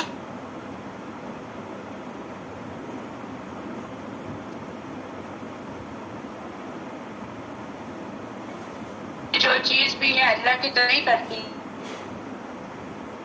ہے، اور وہ غالب اور خوب حکمت والا ہے. آسمانوں اور زمین کی بادشاہی اسی کی ہے. وہی زندہ کرتا ہے اور وہی مارتا ہے اور وہ ہر شے پہ خوب قادر ہے. وہ اول بھی ہے، آخر بھی ہے، ظاہر بھی ہے، باطن بھی ہے اور وہی ہر شے کو خوب جاننے والا ہے. وہی ہے جس نے آسمان اور زمین کو 6 دن میں پیدا کیا اور پھر وہ عرش پر مستوی ہو گیا. وہ جانتا ہے جو کچھ زمین میں داخل ہوتی ہے اور جو اس سے نکلتی ہے اور جو چیز آسمان کی ہے اور جو چیز اس میں چڑھتی ہے اور تم جہاں کہیں بھی ہو وہ ہمارے ساتھ ہے. یعنی ہم کسی جگہ میں بھی ہیں، اللہ ہمارے ساتھ ہے، اللہ جانتا ہے اور اللہ اسے خوب دیکھنے والا جو تم عمل کرتے ہو. اسی کے لیے آسمان اور زمین کی بادشاہی ہے اور تمام امور اللہ ہی کی طرف لوٹائے جاتے ہیں. وہی رات اور دن میں داخل کرتا ہے اور دن کو رات میں داخل کرتا ہے اور وہ سینوں کے راز خوب جانتا ہے. آمنوا باللہ ورسولہ وانفقوا مما جعلکم مستخلفین فی فالذین آمنوا منکم وانفقوا لهم اجر کبیر. اللہ پر اور اس کے رسول اور اس کرو جس میں اس نے تمہیں جانشین بنایا ہے. پھر تم میں جو لوگ ایمان لائے اور انہوں نے خرچ کیا اس کے بہت بڑا اجر ہے. اور تمہیں کیا ہے کہ تم اللہ پر ایمان نہیں لاتے حالانکہ رسول تمہیں بلاتا ہے کہ تم اپنے رب پر ایمان لے آؤ، لیکن وہ تم سے پختہ وعدہ لے چکا ہے اگر تم مؤمن ہو. وہی تو ہے جو اپنے بندے پر واضح آیت نازل کرتا ہے تاکہ وہ تمہیں اندھیروں سے اجالے کی طرف نکالے، اور بلا شبہ اللہ تم پر نہایت شفیق ہے، خوب رحم کرنے والا ہے. اور تمہیں کیا ہے کہ تم اللہ کی راہ میں خرچ نہیں کرتے جبکہ آسمانوں اور زمین کی میراث اللہ ہی کے لیے ہے. تم میں سے جن لوگوں نے فتح مکہ سے پہلے خرچ کیا اور جہاد کیا ان لوگوں کے برابر نہیں ہے جنہوں نے فتح مکہ کے بعد یہ کام کیا. یہ پہلے کرنے والے لوگ درجے میں ان لوگوں سے عظیم تر ہیں جنہوں نے اس فتح کے بعد خرچ کیا اور لڑائی کی، اور اللہ نے ہر ایک سے نیک جزا کا وعدہ کیا اور اللہ اس سے خوب باخبر ہے جو تم عمل کرتے ہو. من ذا الذی یقرض اللہ قرضا حسنا فیضاعفہ لہ ولہ اجر کریم. کون ہے وہ جو اللہ کو قرض حسنہ دے پھر وہ اسے اس کے بڑھا دے اور اس کے لیے عمدہ اجر ہے. اللہ کو کہنے کا مطلب کیا ہے؟ کیا سمجھاتے ہیں اللہ کو قرضہ دینا؟ ہاں کیا سمجھاتی ہے جانے سے پہلے اللہ جو اللہ کی یہاں جاتا ہے ہماری جی بالکل.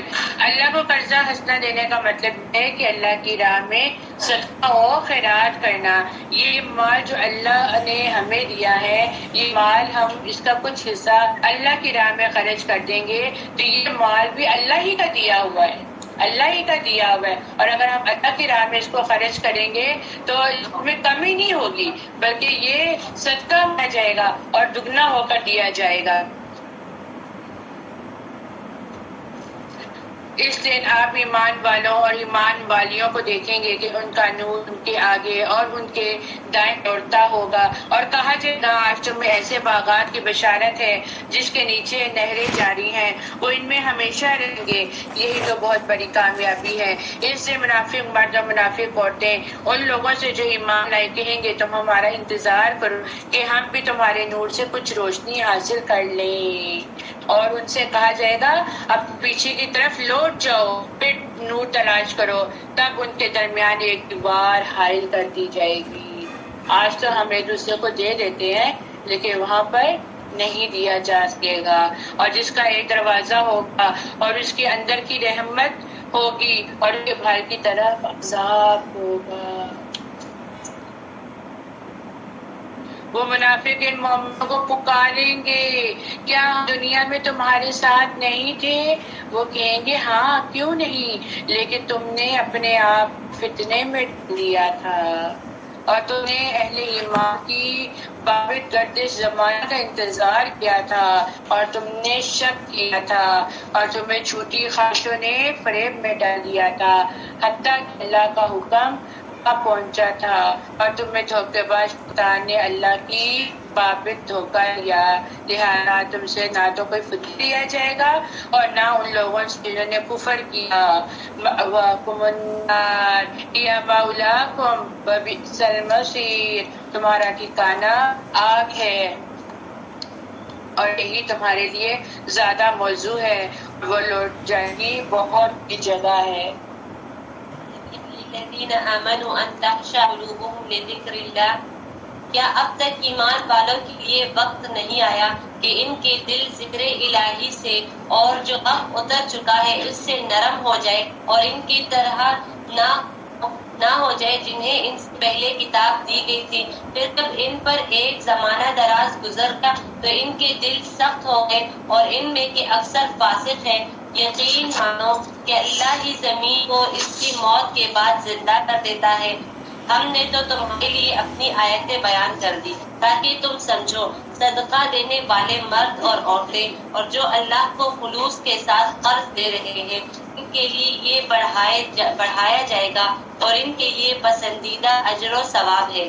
اللہ اور اس کے رسول پر جو ایمان رکھتے ہیں وہی لوگ اپنے رب کے نزدیک صدیق اور شہداء ہے، شہید ہے، ان کے لیے ان کا اجر اور ان کا نور ہے، اور جو کفر کرتے ہیں اور ہماری آیتوں کو جھٹلاتے ہیں وہ جہنمی ہیں۔ خوب جان رکھو کہ دنیا کی زندگی صرف کھیل تماشا زینت ہے، اور آفس میں فخر غرور اور مال اور اولاد میں ایک دوسرے سے اپنے آپ کو زیادہ بتلانا ہے۔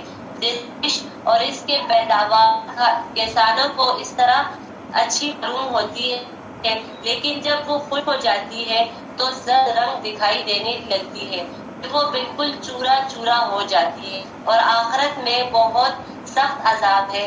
اللہ کی مغفرت اور رضامندی ہے اور دنیا کی زندگی بسوائے دھوکے کے اسباب اور کچھ بھی نہیں۔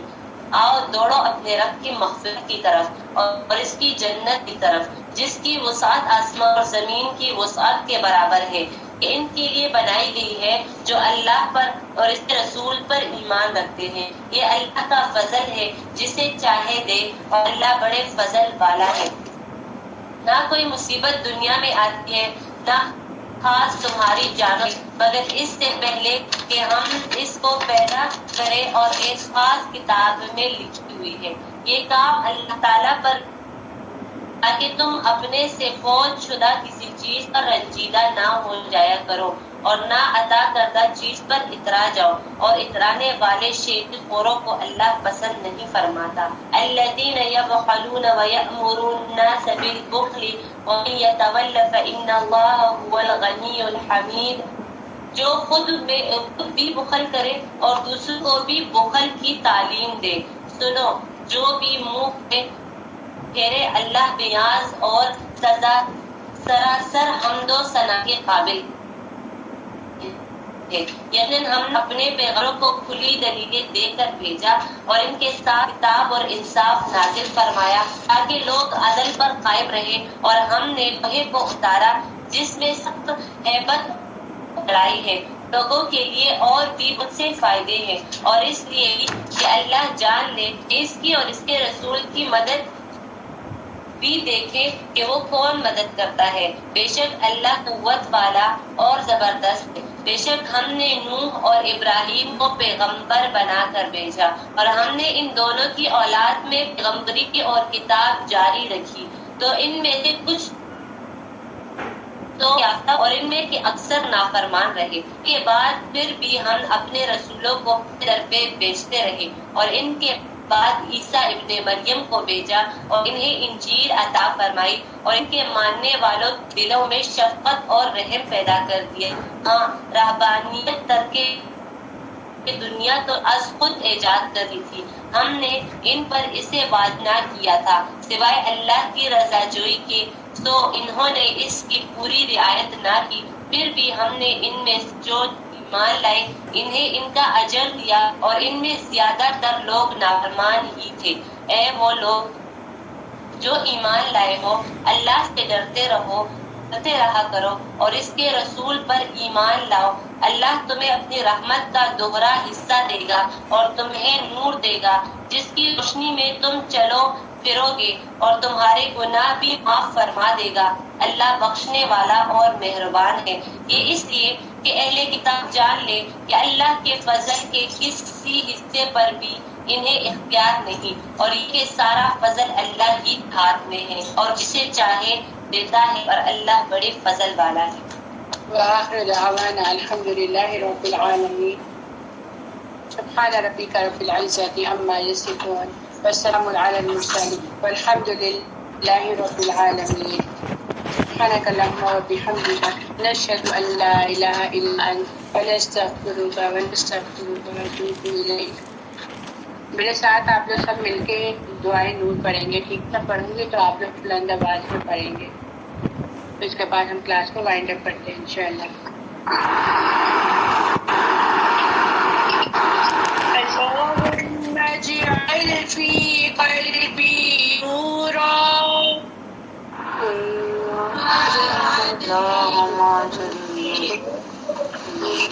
وفي بصري نورا وفي سمعي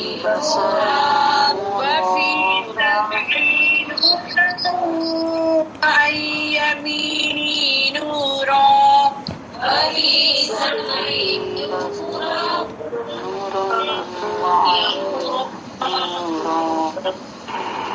وفي يساري نورا وفوقي نورا وتحتي نورا وأمامي نورا وخلفي نورا واجعل لي نورا وفي لساني نورا وفي نورا ولحمي نورا ودمي نورا وشعري نورا وبشري نورا واجعل في نفسي نورا وأعظم لي نورا اللهم أعطني نورا اللهم أعطني نورا آمین یا رب العالمین۔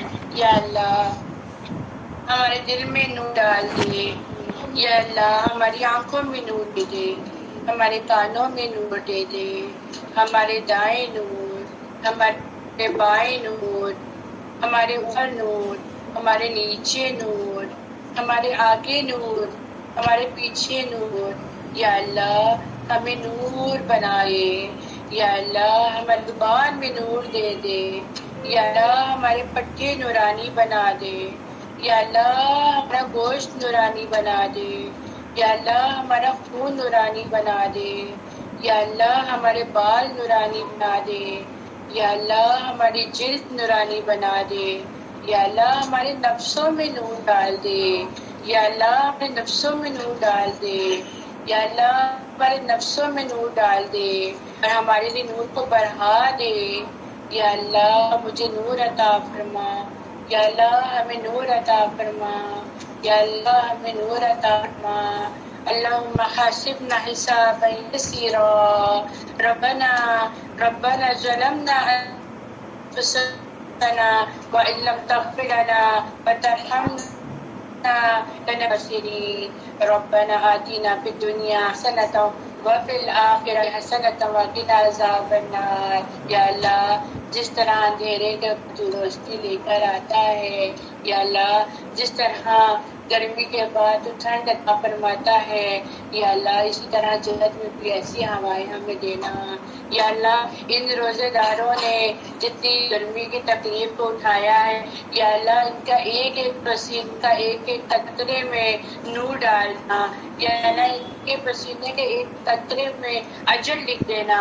یا اللہ ان سب کو صبر و تحمل کا مزاج بنانا، اللہ ان سب کو صبر کرنے والا بنانا، تکلیف والا بنانا اور ان کی تکلیف بدلی کو بے پناہ کتنے اجر سے نوازنا، اعلیٰ بالا خانوں سے نوازنا. آمین یا رب العالمین. السلام علیکم ورحمۃ اللہ وبرکاتہ.